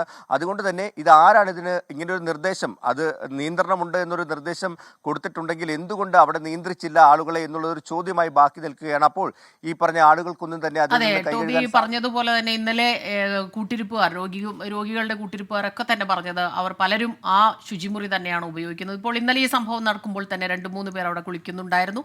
ബിന്ദു അവിടെ അത് കാത്തിരിക്കുകയായിരുന്നു, തൻ്റെ ഊഴം കാത്തിരിക്കുകയായിരുന്നു. അതിനിടയിലാണ് ഈ സംഭവം ഉണ്ടാകുന്നതൊക്കെ തന്നെ. അപ്പോൾ ആ പറഞ്ഞ കാര്യത്തിൽ തീർച്ചയായിട്ടും അതിലൊരു കൃത്യമായ അന്വേഷണം, നിയന്ത്രണമുണ്ടെങ്കിൽ, ആ ശുചിമുറി കെട്ടിടം ഉപയോഗശൂന്യമാണെങ്കിൽ അതിൽ കൃത്യമായ നിയന്ത്രണങ്ങൾ ഉണ്ടായിരുന്നെങ്കിൽ പിന്നെ എന്തുകൊണ്ട് അവിടെ ദിവസവും ഒരുപാട് പേർ അവിടെ ഉപയോഗിച്ചുകൊണ്ടിരുന്നു? അപ്പോൾ അതിൽ ഒരു പൊരുത്തക്കേടുണ്ട്. അന്വേഷണം കൃത്യമായി തന്നെ നടക്കണം. കോട്ടയം മെഡിക്കൽ കോളേജ് ആശുപത്രിയിലുണ്ടായ ഈ കെട്ടിടം തകർന്നുണ്ടായ അപകടത്തിൽ പ്രതിഷേധം കടുപ്പിക്കാൻ ഒരുങ്ങുകയാണ് പ്രതിപക്ഷം. ആരോഗ്യമന്ത്രിയുടെ രാജി ആവശ്യപ്പെട്ട് സംസ്ഥാന വ്യാപക പ്രതിഷേധ പരിപാടികൾക്കാണ് തീരുമാനം. എല്ലാ മണ്ഡലം കമ്മിറ്റികളുടെയും നേതൃത്വത്തിൽ പഞ്ചായത്ത് അടിസ്ഥാനത്തിൽ പ്രതിഷേധ പ്രകടനം നടത്താൻ KPCC ആഹ്വാനം ചെയ്തു. അപ്രതീക്ഷിത പ്രതിഷേധങ്ങൾക്കും സാധ്യതയുള്ളതിനാൽ ആരോഗ്യമന്ത്രിയുടെ വസതിക്കും ഓഫീസിനും കനത്ത പോലീസ് കാവലാണ് ഏർപ്പെടുത്തിയിരിക്കുന്നത്. മേഘന മുരളി തിരുവനന്തപുരത്ത് നിന്ന് വിവരങ്ങളുമായി ചേരുന്നുണ്ട്. മേഘന, ഈ കോട്ടയത്തെ സംഭവം നടക്കുന്നതിന് മുമ്പേ തന്നെ ആരോഗ്യമന്ത്രിയുടെ രാജി ആവശ്യപ്പെട്ടുകൊണ്ടുള്ള പ്രതിപക്ഷ പ്രതിഷേധം നടക്കുന്നൊരു ഘട്ടമായിരുന്നു. അതിനിടയിലാണ് ഇങ്ങനെ കോട്ടയം മെഡിക്കൽ കോളേജിലെ ഗുരുതരമായ വീഴ്ച, നിരുത്തരവാദപരമായ മന്ത്രിമാരുടെ പ്രതികരണമൊക്കെ വരുന്നത്. മന്ത്രി രാജിവെക്കണം, ആരോഗ്യമന്ത്രി രാജിവെക്കണം എന്നുള്ള പ്രതിപക്ഷത്തിന്റെ ആവശ്യത്തിന് മൂർച്ചയേറുകയാണ്, ശക്തി കൂടുകയാണ്. ഇന്നത്തെ പ്രതിഷേധ പരിപാടികൾ, പ്രതിപക്ഷം ആലോചിക്കുന്ന നീക്കങ്ങൾ. മേഘന. സ്മിത, ഇന്നും പ്രതിഷേധം കടുക്കുമെന്ന കാര്യത്തിൽ യാതൊരു സംശയവുമില്ല. അതിൽ ഈ ആരോഗ്യ വകുപ്പിനെതിരെയും ഈ പൊതുജനാരോഗ്യ മേഖല കുത്തഴിഞ്ഞെന്ന രീതിയിലുള്ള ഒരു പ്രചരണമടക്കം നടക്കുന്നതും തുടങ്ങുന്നതും ഈ തലസ്ഥാനത്ത് നിന്ന് തന്നെയാണ്. അത് തിരുവനന്തപുരം മെഡിക്കൽ കോളേജുമായി ബന്ധപ്പെട്ട് ഹാരിസ് ഹസന്റെ ഒരു പ്രസ്താവന, അതുമായി ബന്ധപ്പെട്ട് തന്നെ പ്രതിപക്ഷവും KPCCയും ഒരു പ്രത്യക്ഷ പ്രക്ഷോഭത്തിനടക്കം ആഹ്വാനം ചെയ്തിട്ടുണ്ടായിരുന്നു. അതിന്റെ തുടർച്ചയായാണ് പിന്നീടാണ് ഈ കോട്ടയം മെഡിക്കൽ കോളേജിലെ സംഭവം ഉണ്ടാകുന്നത്. അതിനുശേഷം ഇന്നും പ്രതിഷേധം കടുക്കും. അതിന് ഒരു പഞ്ചായത്ത് തലത്തിലടക്കം അടക്കം മണ്ഡലം തലത്തിലടക്കം ഒരു പ്രതിഷേധ പരിപാടിക്കാണ് ഇപ്പോൾ KPCC ആഹ്വാനം ചെയ്തിട്ടുള്ളത്. അതുപോലെ തന്നെ ഇന്നലെ അടക്കം കണ്ടിട്ടുണ്ടായിരുന്നത് ഒരു പ്രതിഷേധ പരമ്പര അല്ലെങ്കിൽ ഒരു മാരത്തോൺ പ്രതിഷേധം തന്നെയാണ്. അത് വീണ ജോർജിന്റെ ഓഫീസാണെങ്കിലും അല്ലെങ്കിൽ തൈക്കാടെ വീണ ജോർജിന്റെ വീട്, അതുപോലെ തന്നെ അത്തരത്തിൽ ഈ സർക്കാർ സ്ഥാപനങ്ങൾക്ക് നേരെ അടക്കം വലിയ തരത്തിലുള്ള പ്രതിഷേധമാണ് പ്രതിപക്ഷ സംഘടനകൾ ഉയർത്തിയിട്ടുണ്ടായിരുന്നത്. അത് KSU ആണെങ്കിലും യൂത്ത് കോൺഗ്രസ് ആണെങ്കിലും യൂത്ത് ലീഗും അതുപോലെ തന്നെ BJP ഒരു പ്രത്യക്ഷ സമരവുമായി രംഗത്തെത്തുന്നു. അതിൽ പ്രധാനമായും ആരോപിക്കുന്നത് ഈ ആരോഗ്യമന്ത്രി രാജിവെക്കണം. അതുപോലെ തന്നെ എന്തുകൊണ്ടാണ് ഇത്തരത്തിലൊരു അന്വേഷണവും നടത്താതെ ഒരു സ്റ്റേറ്റ്മെന്റ് ഉണ്ടായത്, അതായത് ആ കെട്ടിടത്തിനുള്ളിൽ ആരുമില്ല എന്നുള്ളൊരു സ്റ്റേറ്റ്മെന്റ് ആരോഗ്യമന്ത്രിയും VN വാസവനടക്കം പറയുന്നു. അത് വലിയ തരത്തിൽ തെറ്റിദ്ധാരണ പരത്തി, രക്ഷാപ്രവർത്തനം വൈകിപ്പിച്ചു. അതുകൊണ്ട് തന്നെ ഇത്തരത്തിൽ നിരുത്തരവാദപരമായിട്ടുള്ള ഒരു പെരുമാറ്റം നടത്തിയത് കൊണ്ട് തന്നെ ആരോഗ്യമന്ത്രി രാജിവെക്കണമെന്നുള്ളതാണ് പ്രതിപക്ഷ സംഘടനകൾ ആരോപിക്കുന്നത്, ഉന്നയിക്കുന്നത്. അതുപോലെ തന്നെ രാജിവെക്കാതെ ഈ സമരം അവസാനിപ്പിക്കില്ലെന്നും ഈ പ്രതിപക്ഷ സംഘടനകൾ പറയുന്നുണ്ട്. അങ്ങനെ ഇന്ന് പ്രത്യക്ഷത്തിൽ പ്രഖ്യാപിച്ച സമരം എന്ന് പറയുന്നത് 10:30 ഈ വീണ ജോർജിന്റെ ഓഫീസിലേക്ക് BJP മാർച്ചാണ്. പക്ഷേ KSU യൂത്ത് ലീഗും യൂത്ത് കോൺഗ്രസും അടക്കം ഒരു മാർച്ചുമായും പ്രതിഷേധവുമായി രംഗത്തെത്തുമെന്നുള്ളതാണ്. അതിൽ ഇന്നലെ ഈ സെക്രട്ടേറിയറ്റിലെ വീണ ജോർജിന്റെ ഓഫീസ്, അതുപോലെ തന്നെ തൈക്കാടെ വീട് എന്നിവിടങ്ങളിലേക്കായിരുന്നു കൂടുതലും പ്രതിഷേധങ്ങൾ ഉണ്ടായിരുന്നത്. കൂടാതെ ഇന്ന് വീണ ജോർജ് ജില്ലയിലുണ്ട്. അതുപോലെ തന്നെ VN വാസവൻ ഇന്ന് ഉച്ചയ്ക്ക് മാധ്യമങ്ങളെ കാണും, വിശദീകരിക്കുമെന്ന് അറിയിച്ചിട്ടുണ്ട്. എന്തായാലും ഈ മന്ത്രിമാരടക്കം ജില്ലയിലുള്ള സാഹചര്യത്തിൽ പ്രതിഷേധം കടുപ്പിക്കാൻ തന്നെയാണ് സാഹചര്യം. അതുപോലെ തന്നെ എല്ലാ സംസ്ഥാന വ്യാപകമായി തന്നെ ജില്ലാ പഞ്ചായത്ത് തലത്തിൽ ഒരു പ്രതിഷേധം കടുപ്പിക്കാൻ, അത് പൊതുജനാരോഗ്യ മേഖല, ആരോഗ്യ വകുപ്പ് കുത്തഴിഞ്ഞു എന്ന മുദ്രാവാക്യം ഉയർത്തിക്കൊണ്ട് പ്രതിഷേധം കടുപ്പിക്കാനാണ് പ്രതിപക്ഷം മുന്നോട്ട് വരുന്നത്. അത് ഈ ഹാരിസ് ഹസന്റെ ഒരു പ്രസ്താവന തൊട്ട് തുടങ്ങിയ പ്രതിഷേധമാണ്. അത് ഇന്നും തുടരുമെന്ന് തന്നെയാണ് പ്രതിപക്ഷം അറിയിക്കുന്നത്. അതുപോലെ തന്നെ മറ്റൊരു വശത്ത് ഇന്ന് സംസ്ഥാന വ്യാപകമായി KSU ബന്ദ് ഉണ്ട്. അത് ഈ വിഷയത്തിലല്ല, മറിച്ച് ഈ സർവകലാശാലയുമായി ബന്ധപ്പെട്ട വിഷയങ്ങളിൽ പ്രതിഷേധിച്ചുകൊണ്ട് ഇന്ന് KSU ബന്ദ് ഉണ്ട്. അങ്ങനെ പലതരത്തിലും പ്രതിപക്ഷം പല വിഷയങ്ങളിലും പ്രക്ഷോഭം കടുപ്പിക്കാൻ തന്നെയാണ് തയ്യാറാകുന്നത്. അതുകൊണ്ട് തന്നെ ഇന്ന് മന്ത്രിമാരടക്കം ജില്ലയിലുള്ള സാഹചര്യത്തിൽ ഈ ഒരു തലസ്ഥാനത്തും പ്രതിഷേധം കടുക്കും. വലിയ പ്രതിഷേധങ്ങൾക്കാണ് ഇന്ന് തലസ്ഥാനം സാക്ഷിയാവുക. വലിയ രീതിയിൽ ഇപ്പോൾ ഇന്നലെ കോട്ടയം മെഡിക്കൽ കോളേജിലുണ്ടായ അപകടത്തെ തുടർന്ന് അത്തരത്തിലുള്ള പ്രതിഷേധങ്ങൾ, ആരോഗ്യ മേഖലയിൽ വലിയ രീതിയിലുള്ള വീഴ്ചകൾ ഉണ്ട് എന്ന് നേരത്തെ തന്നെ പ്രതിഷേധങ്ങളുണ്ടായിരുന്നു. അത് തുടരാൻ തന്നെയാണ് പ്രതിപക്ഷത്തിന്റെ തീരുമാനം. കൊട്ടാരക്കരയിൽ ആരോഗ്യമന്ത്രിക്കെതിരെ പ്രതിഷേധിക്കാനെത്തിയ BJP പ്രവർത്തകരുടെ പ്രതിഷേധമൊടുവിൽ ധനമന്ത്രിക്ക് നേരെയായി. ഇന്നലെ മന്ത്രി വീണ ജോർജിനെ ആശുപത്രിയിൽ സന്ദർശിച്ച് മടങ്ങുമ്പോഴായിരുന്നു ധനമന്ത്രി KN ബാലഗോപാലിനെതിരെ BJPയുടെ പ്രതിഷേധം. കടുത്ത രക്തസമ്മർദ്ദത്തെ തുടർന്ന് ആരോഗ്യമന്ത്രി വീണ ജോർജിനെ കൊട്ടാരക്കര താലൂക്ക് ആശുപത്രിയിൽ പ്രവേശിപ്പിച്ചതറിഞ്ഞാണ് സ്ഥലം MLA കൂടിയായ ധനമന്ത്രി KN ബാലഗോപാൽ ആശുപത്രിയിലേക്ക് എത്തിയത്. മന്ത്രിയെ കണ്ട് രോഗവിവരങ്ങൾ തിരക്കി മടങ്ങാൻ തുടങ്ങുമ്പോൾ മാധ്യമപ്രവർത്തകർ ബാലഗോപാലിനോട് ആരോഗ്യമന്ത്രിയുടെ ആരോഗ്യസ്ഥിതി ആരാഞ്ഞു. മന്ത്രിയുടെ പ്രതികരണത്തിനിടയിൽ BJPയുടെ പ്രതിഷേധ ശബ്ദം. BJP മണ്ഡലം പ്രസിഡന്റ് അനീഷ് കിഴക്കേക്കര ഉൾപ്പെടെയുള്ളവരുടെ അടുത്തെത്തി മന്ത്രി KN ബാലഗോപാൽ കാര്യങ്ങൾ തിരക്കുമ്പോൾ ആശുപത്രിയെക്കുറിച്ചുള്ള പരാതികളായി. അതു പറയേണ്ട സന്ദർഭം ഇതല്ലെന്ന് മന്ത്രി പറഞ്ഞതോടെ മന്ത്രിക്കെതിരെയായി പ്രതിഷേധം. വീണ ജോർജിനെ പ്രതിഷേധിക്കാനാണ് ഞങ്ങൾ വന്നിട്ടുള്ളത്. അപ്പൊ ആ വിഷയം സംസാരിക്കാനാണ് കൊട്ടാരക്കര MLA ധനകാര്യമന്ത്രി ഞങ്ങൾ വന്നിട്ടുള്ളത്. അപ്പൊ ഞങ്ങളെ വെറുതെ ലവന്മാരാക്കിയിട്ട് പോകുന്ന മന്ത്രി ചെയ്ത് ശരിയായില്ല, തീർത്തും അപമാനകരമാണ്. മന്ത്രിക്കൊപ്പം എത്തിയ CPM പ്രവർത്തകർ ഇതിനെ പ്രതിരോധിച്ചതോടെ വാക്കേറ്റം രൂക്ഷമായി.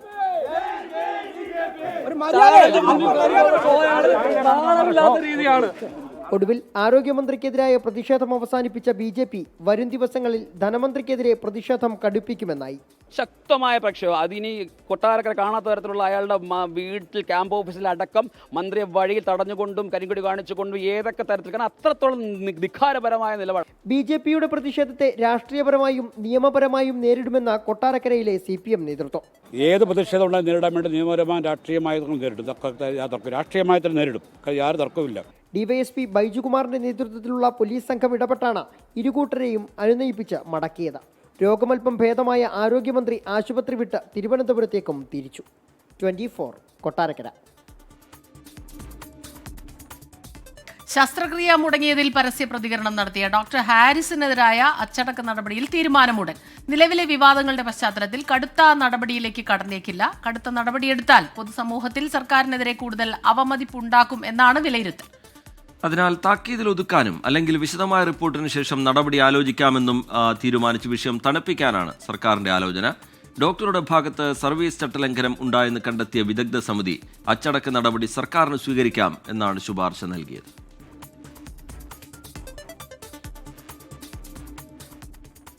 ഇനി കായിക വാർത്തകളിലേക്ക്.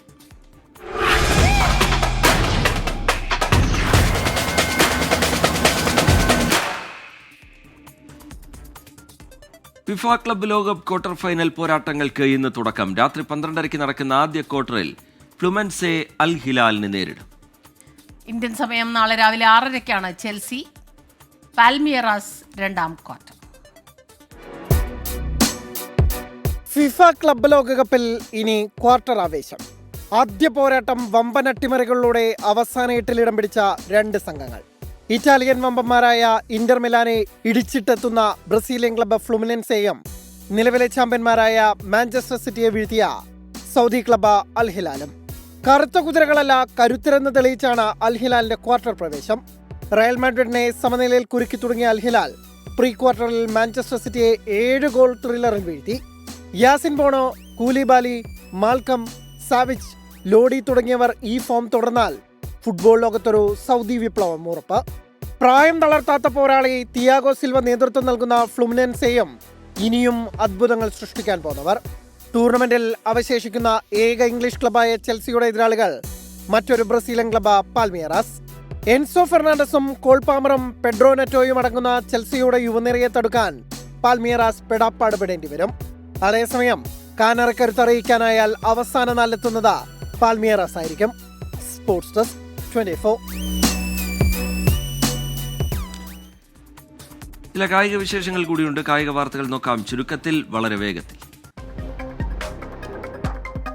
സ്പാനിഷ് ക്ലബ് FC ബാഴ്സലോണയ്ക്കുണ്ടായിരുന്ന സാമ്പത്തിക നിയന്ത്രണങ്ങൾ അവസാനിച്ചു. ക്ലബിന് ഇനി സാധാരണഗതിയിലുള്ള ട്രാൻസ്ഫർ നടപടികളിലേക്ക് കടക്കാം. ക്രിസ്ത്യാനോ റൊണാൾഡോയുടെ കടുത്ത ആരാധകനാണെന്ന വെളിപ്പെടുത്തലുമായി ഗോൺസാലോ ഗാർസിയ. റയൽ മാഡ്രിഡിന്റെ പുതിയ താരോദയമായി ഉദിച്ചുയരുകയാണ് ഗോൺസാലോ ഗാർസിയ. 4 മത്സരങ്ങളിൽ നിന്നും 3 ഗോളും 1 അസിസ്റ്റുമായി ക്ലബ്ബ് ലോകകപ്പിൽ മിന്നും പ്രകടനമാണ് ഗാർസിയ പുറത്തെടുത്തത്. ഇതിഹാസ താരം ലയണൽ മെസ്സി ഇന്റർ മയാമിയിൽ തുടർന്നേക്കും. ക്ലബ്ബുമായി താരം കരാർ പുതുക്കാൻ സാധ്യതയുണ്ടെന്നാണ് റിപ്പോർട്ടുകൾ. ഇന്റർ മയാമിയുമായുള്ള മെസ്സിയുടെ നിലവിലെ കരാർ ഈ വർഷം അവസാനിക്കും. ടെസ്റ്റ് ക്രിക്കറ്റിൽ ഏറ്റവും ഉയർന്ന വ്യക്തിഗത സ്കോർ നേടിയ ഇന്ത്യൻ ബാറ്റർമാരിൽ 7ാം സ്ഥാനത്തെത്തി ശുഭ്മാൻ ഗിൽ. ഇംഗ്ലണ്ടിനെതിരായ 2ാം ടെസ്റ്റിൽ 269 റൺസാണ് ഗിൽ നേടിയത്. 319 റൺസ് നേടിയ വീരേന്ദർ സെവാഗാണ് പട്ടികയിൽ ഒന്നാമത്. ഇന്റർ മിലാൻ മിന്നും താരം ഡെൻസൽ ഡംഫ്രിസിന് 26 മില്യൺ പൗണ്ട് റിലീസ് ക്ലോസ്. താരത്തിനായി സ്പാനിഷ് ക്ലബ് ബാഴ്സലോണ രംഗത്തെത്തിയിട്ടുണ്ടെന്നാണ് റിപ്പോർട്ട്.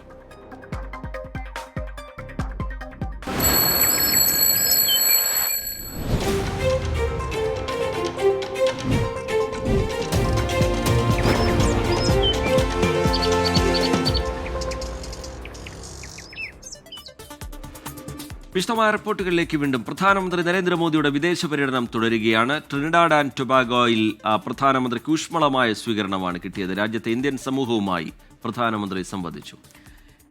ട്രിനിഡാഡ് ആൻഡ് ടൊബാഗോയിലെ രാഷ്ട്രത്തലവന്മാരുമായി പ്രധാനമന്ത്രി മോദി ചർച്ച നടത്തും. ബൽറാം നെടുങ്ങാടിയാണ് ചേരുന്നത് വിശദാംശങ്ങളുമായി. ബൽറാം, ഇരു രാജ്യങ്ങളുമായുള്ള സൗഹൃദം, വാണിജ്യ ബന്ധങ്ങൾ അതെല്ലാം ഊഷ്മളമാക്കുമെന്ന് ഇന്നലെ ഖാനയിൽ അദ്ദേഹം പറയുകയുണ്ടായി. അവിടെ പരമോന്നത സിവിലിയൻ ബഹുമതി അദ്ദേഹത്തിന് പുരസ്കാരമായി സമ്മാനിക്കുകയും ചെയ്തു. അപ്പോൾ അദ്ദേഹം പറഞ്ഞ ഏറ്റവും പ്രധാനപ്പെട്ട ഒരു കാര്യം, യുവാക്കൾക്ക്, ഇരു രാജ്യങ്ങളിലെയും യുവാക്കൾക്ക് അവർക്ക് ആവശ്യമുള്ള കാര്യങ്ങൾ നൽകും. അവരുടെ വികസന പദ്ധതികൾക്ക് അവരിലാണ് പ്രതീക്ഷ എന്ന് നരേന്ദ്രമോദി അത് ഊന്നി പറയുകയും ചെയ്തു. ഇന്നിപ്പോൾ അവിടെ ഇന്ത്യൻ സമൂഹവുമായി അദ്ദേഹം സംവദിക്കുമ്പോൾ എന്തെല്ലാം കാര്യങ്ങളാണ് പ്രധാനമായും പറഞ്ഞു വെച്ചത്?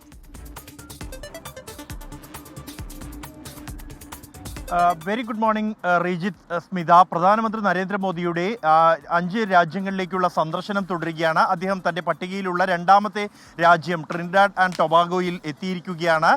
അദ്ദേഹത്തിന് ഊഷ്മളമായ സ്വീകരണമാണ് പിക്കാഡോ അന്താരാഷ്ട്ര വിമാനത്താവളത്തിൽ ലഭിച്ചത്. പ്രധാനമന്ത്രി കമല പ്രസാദ് ബിസേസറിൻ്റെ നേതൃത്വത്തിൽ 38 മന്ത്രിമാരും 4 MP-മാരും അടങ്ങുന്ന സംഘമാണ് അദ്ദേഹത്തിന് ഉജ്ജ്വലമായ സ്വീകരണം നൽകിയത്. ഒപ്പം തന്നെ ഇന്ത്യൻ സമൂഹവും അദ്ദേഹത്തെ സ്വീകരിക്കാൻ വിമാനത്താവളത്തിൽ എത്തിയിരുന്നു എന്നുള്ളതാണ് ശ്രദ്ധേയമായ കാര്യം. വലിയ വാദ്യഘോഷങ്ങളും നൃത്തങ്ങളും ഉൾപ്പെടെയുള്ള ഊഷ്മളമായ സ്വീകരണമാണ് ഇന്ത്യൻ സമൂഹവും പ്രധാനമന്ത്രിക്ക് നൽകിയത്. ഇവിടെ പ്രധാനമന്ത്രിയുടെ ആദ്യ പരിപാടി എന്നുള്ളത് ഇന്ത്യൻ സമൂഹത്തെ അഭിസംബോധന ചെയ്ത് സംസാരിക്കുക എന്നുള്ളതാണ്. അദ്ദേഹം ഇപ്പോൾ ഇന്ത്യൻ സമൂഹത്തെ അഭിസംബോധന ചെയ്ത് സംസാരിക്കുകയാണ്. പ്രധാനമായും ട്രിനിഡാഡ് ആൻഡ് ടൊബാഗോയിലെ ഇന്ത്യൻ സമൂഹവും ഇന്ത്യയും തമ്മിലുള്ള ബന്ധം, അല്ലെങ്കിൽ ഇരു രാജ്യങ്ങളും തമ്മിലുള്ള ബന്ധം തന്നെയാണ് അദ്ദേഹം തൻ്റെ പ്രസംഗത്തിൽ ഊന്നി പറയുന്നത്. ഈ ട്രിനിഡാഡ് ആൻഡ് ടൊബാഗോയിലെ ജനസംഖ്യയുടെ 50% ഏതാണ്ട് ഇന്ത്യൻ സമൂഹത്തിൽ അല്ലെങ്കിൽ ഇന്ത്യൻ പാരമ്പര്യമുള്ളവരാണ്. ഇന്ത്യയിൽ നിന്നും നൂറ്റാണ്ടുകൾക്ക് മുമ്പേ കുടിയേറിയ സമൂഹമാണ്. അതുകൊണ്ട് തന്നെ ഇരു രാജ്യങ്ങളും തമ്മിലുള്ള സാംസ്കാരിക വിനിമയം കൂടുതൽ ശക്തമാക്കുന്നതുമായി ബന്ധപ്പെട്ട കാര്യങ്ങളാണ് അദ്ദേഹം തൻ്റെ പ്രസംഗത്തിൽ പരാമർശിച്ചത്. ഈ ട്രിനിഡാഡ് ആൻഡ് ടൊബാഗോയിലേക്ക് കുടിയേറിയ ഈ പഴയ തലമുറ അവർ ഏറെ കഷ്ടപ്പാടുകൾ സഹിച്ചാണ് അവിടെ ഒരു ജീവിതം കെട്ടിപ്പൊക്കിയത് എന്നും എങ്കിൽ പോലും ഇന്ത്യൻ പാരമ്പര്യത്തെ അവർ കൈവിട്ടില്ല എന്നുമാണ് പ്രധാനമന്ത്രി തൻ്റെ പ്രസംഗത്തെ പറഞ്ഞത്. അവരുടെ മണ്ണ് ഉപേക്ഷിച്ചെങ്കിലും കൂറ ഉപേക്ഷിച്ചില്ല. അവർ കുടിയേറ്റക്കാരല്ല, കാലാതീതമായ സംസ്കാരത്തെയും സാമ്പത്തികമായും ആത്മീയമായും ആ രാജ്യത്തെ സഹായിക്കുകയും ചെയ്തവരാണ് എന്നും ഒപ്പം തന്നെ ബഹിരാകാശ മേഖലയിലുള്ള ഇന്ത്യയുടെ നേട്ടങ്ങൾ ഉൾപ്പെടെ പ്രധാനമന്ത്രി എടുത്തു പറഞ്ഞു. രാജ്യങ്ങളും തമ്മിലുള്ള മുൻകാല ബന്ധം ഓർമ്മിപ്പിക്കുന്നുണ്ട് പ്രധാനമന്ത്രി നരേന്ദ്രമോദി. ആ ബന്ധം ശക്തമാക്കുന്നതിന്, വരുംകാലത്ത് ആ ബന്ധം ശക്തമാക്കുന്നതിനുള്ള സാധ്യതകൾ സൂചിപ്പിക്കുന്നുണ്ട് പ്രധാനമന്ത്രി നരേന്ദ്രമോദി. ബൽറാം നെടുങ്ങാടിയാണ് വിവരങ്ങളുമായി നമുക്കൊപ്പം ചേർന്നത്. 26 വർഷങ്ങൾക്ക് ശേഷമാണ് ഒരു ഇന്ത്യൻ പ്രധാനമന്ത്രി ട്രിനിഡാഡ് ആൻഡ് ടൊബാഗോ എന്ന കരീബിയൻ ദ്വീപ് രാഷ്ട്രം സന്ദർശിക്കുന്നത്. ബ്രിട്ടീഷ് ഭരണകാലത്ത് ഇന്ത്യയിൽ നിന്നും കരാർ തൊഴിലാളികളായി ഇവിടെ എത്തിയവരുടെ പിന്മുറക്കാരാണ് ഇന്ന് ഈ ദ്വീപ് രാഷ്ട്രത്തിലെ ഭരണകർത്താക്കൾ. അറിയാം ട്രിനിഡാഡ് ആൻഡ് ടൊബാഗോയുടെ വിശേഷങ്ങൾ.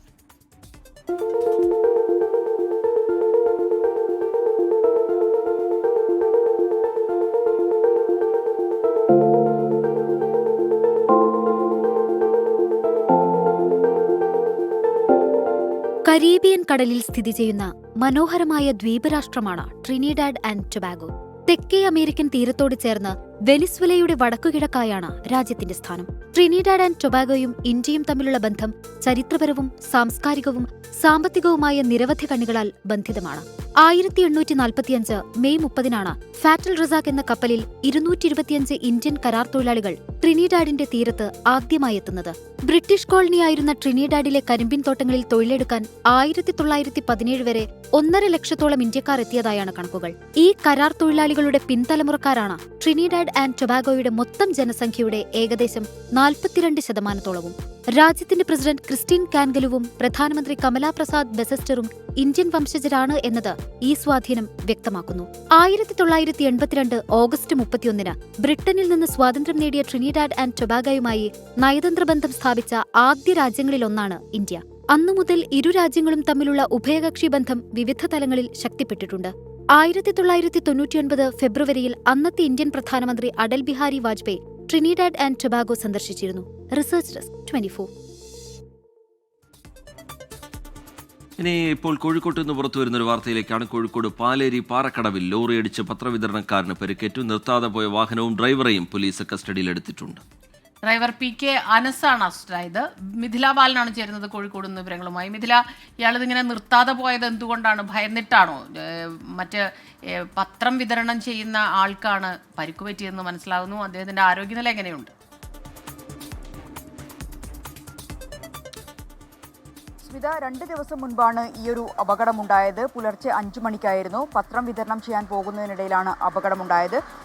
പാലേരി പാറക്കടവ് അരിയന്താരി ക്ഷേത്ര ബസ് സ്റ്റോപ്പിന് സമീപത്ത് വെച്ചായിരുന്നു ഈ ഒരു അപകടമുണ്ടായത്. പാറക്കടവ് സ്വദേശിയാണ് ഇടിച്ചിട്ടുണ്ടായിരുന്നത്. ഈ സംഭവത്തിലാണ് പാറക്കടവ് സ്വദേശി തയ്യിൽ കുഞ്ഞികൃഷ്ണനായിരുന്നു ഇത്തരത്തിൽ ഈ ഒരു വണ്ടി ഇടിച്ച് വലിയ രീതിയിൽ ഗുരുതരമായി പരിക്കേറ്റുണ്ടായിരുന്നത്. ഈ ഒരു സംഭവത്തിന് പിന്നാലെ ഈ വാഹനം കസ്റ്റഡിയിലെടുക്കാത്തതുമായി ബന്ധപ്പെട്ട് വലിയ പ്രതിഷേധം ആ മേഖലയിൽ ഉയർന്നിട്ടുണ്ടായിരുന്നു. ഇന്നലെയാണ് ഈ ഒരു വാഹനം കസ്റ്റഡിയിലെടുത്ത് ഡ്രൈവറുടെ അറസ്റ്റ് രേഖപ്പെടുത്തിയിട്ടുണ്ടായിരുന്നത്. ഡ്രൈവർ കൂടരഞ്ഞി സ്വദേശി PK അനസിനെയും അറസ്റ്റ് ചെയ്തിട്ടുണ്ട്. ഇയാളുടെ, അതായത് കുഞ്ഞികൃഷ്ണൻ്റെ അവസ്ഥ ഗുരുതരമാണ്. കഴിഞ്ഞ ദിവസം നമ്മൾ തന്നെ വാർത്ത നൽകിയിട്ടുണ്ടായിരുന്നു. കോഴിക്കോട് മെഡിക്കൽ കോളേജിൽ ചികിത്സ വൈകി, അതിനെ തുടർന്ന് മറ്റൊരു ആശുപത്രിയിലേക്ക് ഈ കുഞ്ഞികൃഷ്ണനെ മാറ്റേണ്ട ഒരു സാഹചര്യം നമ്മൾ തന്നെ റിപ്പോർട്ട് ചെയ്തിട്ടുണ്ടായിരുന്നു. നിലവിൽ ഇപ്പോൾ കോഴിക്കോട് മൊടക്കല്ലൂർ ആശുപത്രിയിലാണ് ഇദ്ദേഹം ഇപ്പോൾ ചികിത്സയിലുള്ളത്. വലിയ രീതിയിലുള്ള ഒരു പൊട്ടൽ ശരീരത്തിലുണ്ട്. ഈ ലോറി കോഴി വിതരണം നടത്തുന്ന ലോറിയായിരുന്നു. അത് രാവിലെ പുലർച്ചെ 5 മണിക്ക് ഇദ്ദേഹത്തെ ഇടിച്ചു തെറിപ്പിക്കുന്നു. പിന്നീട് നിർത്താതെ പോവുകയായിരുന്നു. ആ ലോറി ഓടിച്ച ഡ്രൈവറെയുമാണ് ഇപ്പോൾ പേരാമ്പ്ര പോലീസ് കസ്റ്റഡിയിലെടുത്തിട്ടുള്ളത്. ശരി, മിഥില ബാലൻ കോഴിക്കോട്ട് നിന്ന് വിശദാംശങ്ങൾ നൽകുകയായിരുന്നു. ആരോഗ്യവകുപ്പിനെതിരെ നിരന്തരം വിവാദങ്ങൾ വരുന്നതിനിടെ CPIM സംസ്ഥാന സെക്രട്ടേറിയറ്റ് ഇന്ന് ചേരും. കോട്ടയം മെഡിക്കൽ കോളേജിലെ അപകടമരണവും ഡോക്ടർ ഹാരിസിന്റെ വെളിപ്പെടുത്തലും യോഗത്തിൽ ചർച്ചയായേക്കും. ആരോഗ്യമന്ത്രി രാജിവെക്കണമെന്ന പ്രതിപക്ഷ ആവശ്യത്തിലെ പാർട്ടി നിലപാടും ഇന്നറിയാം. കേരള സർവകലാശാല രജിസ്ട്രാറെ സസ്പെൻഡ് ചെയ്തതും ഗവർണർക്കെതിരെയുള്ള തുടർ സമര പരിപാടികളും ചർച്ചയിലുണ്ടാകും. കേരള സർവകലാശാല രജിസ്ട്രാറെ സസ്പെൻഡ് ചെയ്ത വൈസ് ചാൻസലറുടെ നടപടിക്കെതിരെ നിലപാട് ഘടിപ്പിക്കാൻ സർക്കാർ. VC-യുടെ നടപടിക്കെതിരെ രജിസ്ട്രാർ ഇന്ന് കോടതിയെ സമീപിച്ചേക്കും. രജിസ്ട്രാറെ പിന്തുണച്ച് സർക്കാരും കോടതിയിൽ റിപ്പോർട്ട് നൽകാനാണ് തീരുമാനം. അടിയന്തരമായി സെനറ്റ് യോഗം വിളിച്ചു ചേർക്കണമെന്നാവശ്യപ്പെട്ട് അംഗങ്ങൾ ഇന്ന് വൈസ് ചാൻസലർക്ക് കത്ത് നൽകും. 20 അംഗങ്ങളിൽ കൂടുതൽ ഒപ്പിട്ട് കത്ത് നൽകിയാൽ വൈസ് ചാൻസലർ സെനറ്റ് യോഗം വിളിക്കാൻ നിർബന്ധിതമാകും. സിൻഡിക്കേറ്റ് യോഗം അടിയന്തരമായി ചേരണമെന്നാവശ്യപ്പെട്ട് നേരത്തെ തന്നെ കത്ത് നൽകിയിട്ടുണ്ട്. ഇനി മറ്റൊരു റിപ്പോർട്ടിലേക്കാണ്. ചരിത്ര പ്രസിദ്ധമായ മലപ്പുറം മമ്പുറം ആണ്ട് നേർച്ച സമാപിച്ചു. ആയിരങ്ങളാണ് നേർച്ചയ്ക്കെത്തിയത്. ഭക്തി നിർഭരമായ അന്തരീക്ഷത്തിൽ ഒരാഴ്ച നീണ്ടുനിന്ന മമ്പുറം ഉറൂസിനാണ് കൊടിയിറങ്ങിയത്. നേർച്ചയുടെ ഭാഗമായ അന്നദാനം സ്വീകരിക്കാനായി സംസ്ഥാനത്തിന്റെ വിവിധ ഭാഗങ്ങളിൽ നിന്ന് നിരവധി ആളുകൾ എത്തി.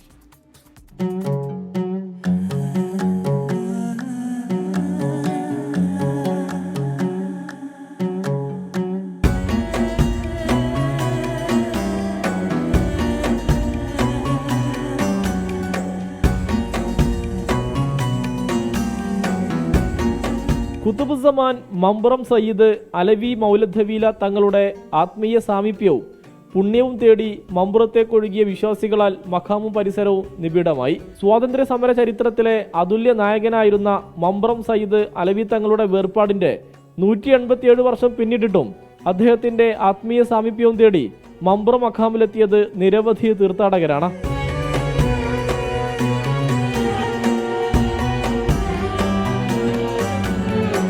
മമ്പുറത്ത് നൂറ്റാണ്ടായി നടന്നുകൊണ്ടിരിക്കുന്ന ഈ ഒരു നേർച്ച ഒരു സൗഹൃദത്തിൻ്റെ ഒരു വലിയ ഒരു കൂട്ടായ്മ കൂടി ആണ് ജനങ്ങൾ മനസ്സിലാക്കുന്നത്.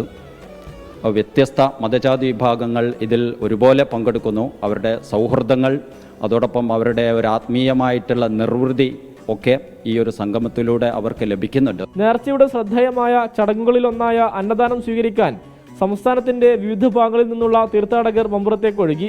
7 ദിവസങ്ങളിലായി നടന്ന മമ്പുറം ആണ്ട് നേർച്ചയുടെ ഭാഗമായി മജ്ലിസുന്നൂർ, ഇഷ്ക് മജ്ലിസ്, മതപ്രഭാഷണ പരമ്പര, ചരിത്ര സെമിനാർ, ഹിഫ്ള് സനദ് ദാനം, അനുസ്മരണ സമ്മേളനം, ദിക്ർ ദുആ സദസ്സ് തുടങ്ങിയ നിരവധി പരിപാടികൾ നടന്നു. 24 മലപ്പുറം. ഇനി ചില ദേശീയ വാർത്തകൾ ചുരുക്കത്തിൽ. മുംബൈയിൽ 16 വയസ്സുള്ള വിദ്യാർത്ഥിക്ക് നേരെ ലൈംഗികാതിക്രമം നടത്തിയ കേസിൽ അധ്യാപികയെ ജുഡീഷ്യൽ കസ്റ്റഡിയിൽ വിട്ടു. ബോംബെ സ്കോട്ടിഷ് സ്കൂളിലെ മുൻ അധ്യാപിക ബിപാഷ കുമാറിനെയാണ് കസ്റ്റഡിയിൽ വിട്ടത്. കുറ്റകൃത്യത്തിൽ ബിപാഷയെ സഹായിച്ചതായി സംശയിക്കുന്ന സുഹൃത്തായ ഡോക്ടറെ കണ്ടെത്താനുള്ള ശ്രമത്തിലാണ് പോലീസ്. ഔദ്യോഗിക വസതിയിൽ നിന്ന് അനധികൃത പണം കണ്ടെത്തിയതിൽ ഡൽഹി ഹൈക്കോടതി ജഡ്ജി യശ്വന്ത് വർമ്മയെ പദവിയിൽ നിന്ന് നീക്കം ചെയ്യാൻ ധാരണ.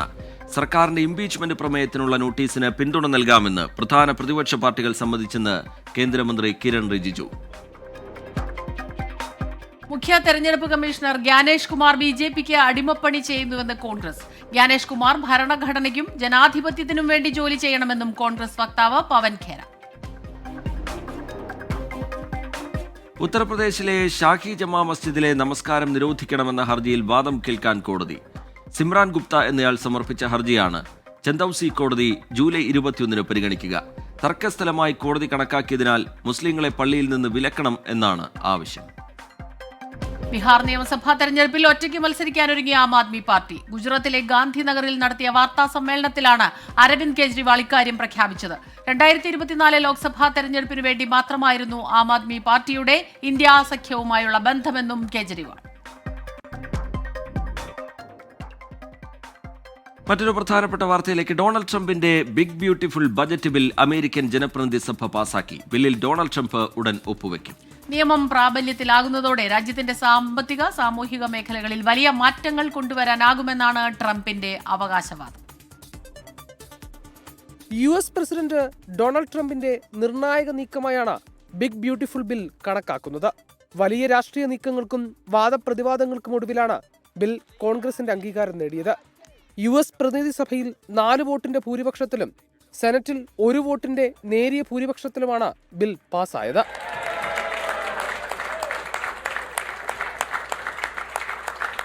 അതേസമയം ബിൽ പാസാക്കാതിരിക്കാൻ സെനറ്റിൽ നാടകീയ രംഗങ്ങളുണ്ടായി.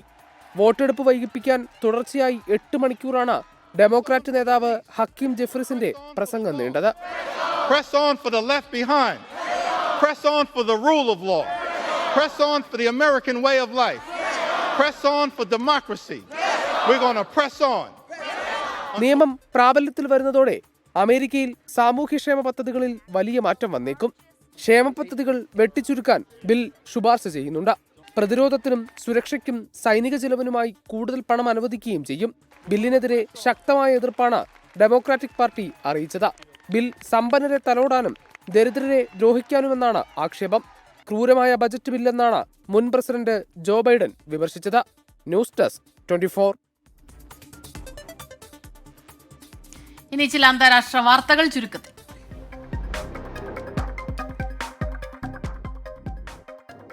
പത്ത് വർഷത്തെ പ്രതിരോധ രൂപരേഖയിൽ ഒപ്പുവയ്ക്കാൻ ഇന്ത്യയും അമേരിക്കയും. പ്രതിരോധ മേഖലയിലെ സഹകരണം മെച്ചപ്പെടുത്തുക എന്ന ലക്ഷ്യത്തോടെയാണ് കരാർ.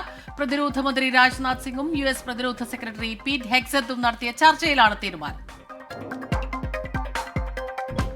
ഗസയിൽ ആക്രമണം നടത്താൻ ഇസ്രയേൽ അമേരിക്കയുടെ MK-82 ബോംബുകൾ ഉപയോഗിച്ചെന്ന് റിപ്പോർട്ട്. അൽബാഖ കഫയിലുണ്ടായ ആക്രമണത്തിൽ ഇസ്രയേൽ ഉപയോഗിച്ചത് വൻ പ്രഹരശേഷിയുള്ള ബോംബുകളാണെന്ന് റിപ്പോർട്ട്. ആക്രമണ സമയത്ത് പ്രദേശത്ത് കുട്ടികളും സ്ത്രീകളും ഉൾപ്പെടെ നിരവധി പേരുണ്ടായിരുന്നുവെന്നും ഇത് യുദ്ധക്കുറ്റമായി കണക്കാക്കണമെന്നും അന്താരാഷ്ട്ര നിയമ വിദഗ്ധർ അഭിപ്രായപ്പെട്ടു. ബാലിയിൽ യാത്രാ ബോട്ട് മുങ്ങി 2 മരണം, 53 യാത്രക്കാരും 12 ജീവനക്കാരുമായി പോയ ബോട്ടാണ് മുങ്ങിയത്. 20 പേരെ രക്ഷപ്പെടുത്തി, 43 പേരെ കാണാനില്ല. ആയുധ സഹായം അമേരിക്ക ഭാഗികമായി മരവിപ്പിച്ചതോടെ റഷ്യൻ ആക്രമണം കനക്കുമെന്ന ഭയത്തിൽ യുക്രൈൻ. അമേരിക്കയുടെ നീക്കം റഷ്യൻ ആക്രമണത്തിന് ആക്കം കൂട്ടും എന്നാണ് യുക്രൈന്റെ വിലയിരുത്തൽ. അമേരിക്കയുടെ നീക്കം സമാധാനം പുനഃസ്ഥാപിക്കാനുള്ള തുടർ നടപടികൾക്ക് തടസ്സം സൃഷ്ടിക്കുമെന്ന് യുക്രൈൻ വിദേശകാര്യ മന്ത്രാലയം ചൂണ്ടിക്കാട്ടി. ഗസയിൽ കൂട്ടക്കുരുതി തുടർന്ന് ഇസ്രയേൽ. ഭക്ഷണത്തിന് കാത്തുനിന്ന 45 പേരടക്കം 94 പലസ്തീൻ പൗരന്മാർ കൊല്ലപ്പെട്ടു. അമേരിക്കൻ പ്രസിഡന്റ് ഡൊണാൾഡ് ട്രംപ് മുന്നോട്ട് വെച്ച വെടിനിർത്തൽ നിർദ്ദേശത്തിൽ ചർച്ച നടക്കുന്നതിനിടെയാണ് ഇസ്രയേൽ ആക്രമണം. CMRL മാസപ്പടി കേസിൽ CBI അന്വേഷണം ആവശ്യപ്പെട്ടുള്ള പൊതുതാൽപര്യ ഹർജി ഇന്ന് ഹൈക്കോടതി പരിഗണിക്കും. മാധ്യമപ്രവർത്തകനായ MR അജയൻ നൽകിയിട്ടുള്ള ഹർജി ചീഫ് ജസ്റ്റിസിന്റെ ബെഞ്ചാണ് പരിഗണിക്കുക. CBI അന്വേഷണം ആവശ്യമില്ലെന്ന് ചൂണ്ടിക്കാട്ടി മുഖ്യമന്ത്രി പിണറായി വിജയനും മകൾ T വീണയും കോടതിയിൽ സത്യവാങ്മൂലം സമർപ്പിച്ചിരുന്നു. മാസപ്പടിയിൽ വിജിലൻസ് അന്വേഷണം ആവശ്യപ്പെട്ട ഹർജി മുൻപ് ഹൈക്കോടതി തള്ളിയതാണ്. സംസ്ഥാനങ്ങളിൽ ഗവർണറുടെ അധികാരം കുട്ടികളെ പഠിപ്പിക്കാനുള്ള പാഠപുസ്തകത്തിന് വിദ്യാഭ്യാസ വകുപ്പ് ഇന്ന് അംഗീകാരം നൽകിയേക്കും. ഗവർണർക്കുള്ള അധികാരം, അധികാര പരിധി, ചുമതലകൾ എന്നിവ കുട്ടികളെ പഠിപ്പിക്കുന്നതിനുള്ള പാഠഭാഗങ്ങൾക്കാണ് അംഗീകാരം നൽകാൻ ഒരുങ്ങുന്നത്. പരിഷ്കരിച്ച സാമൂഹ്യ പാഠപുസ്തകത്തിന്റെ 2ാം ഭാഗത്തിന് അംഗീകാരം നൽകാനാണ് കരിക്കുലം കമ്മിറ്റി ചേരുന്നത്. 10ാം ക്ലാസ് സാമൂഹ്യ പാഠപുസ്തകത്തിൽ ഇന്ത്യൻ ജനാധിപത്യത്തെക്കുറിച്ചുള്ള പാഠഭാഗത്തിലാണ് ഗവർണറെക്കുറിച്ച് പറയുന്നത്. ഗവർണർ പ്രവർത്തിക്കേണ്ടത് മന്ത്രിസഭയുടെ നിർദ്ദേശം അനുസരിച്ചാകണമെന്ന് പാഠഭാഗത്തിൽ പറയുന്നുണ്ട്. ഗവർണറുടെ അധികാരത്തെക്കുറിച്ചുള്ള സമീപകാല കോടതി വിധികളും പാഠഭാഗത്തിൽ ഉൾപ്പെടുത്തിയിട്ടുണ്ട്. ഹൃദയാഘാതത്തെ തുടർന്ന് തിരുവനന്തപുരത്തെ സ്വകാര്യ ആശുപത്രിയിൽ ചികിത്സയിൽ കഴിയുന്ന മുൻ മുഖ്യമന്ത്രി VS അച്യുതാനന്ദന്റെ ആരോഗ്യനില ഗുരുതരാവസ്ഥയിൽ തുടരുന്നു. വെന്റിലേറ്ററിന്റെ സഹായത്തോടെയാണ് ജീവൻ നിലനിർത്തുന്നത്. ഡയാലിസിസും തുടരുന്നുണ്ട്. അണുബാധ ചെറുക്കാൻ ആന്റിബയോട്ടിക് ചികിത്സയും നൽകുന്നുണ്ട്. ആവശ്യമെങ്കിൽ ചികിത്സയിൽ ഉചിതമായ മാറ്റം വരുത്താനും തീരുമാനിച്ചിട്ടുണ്ട്.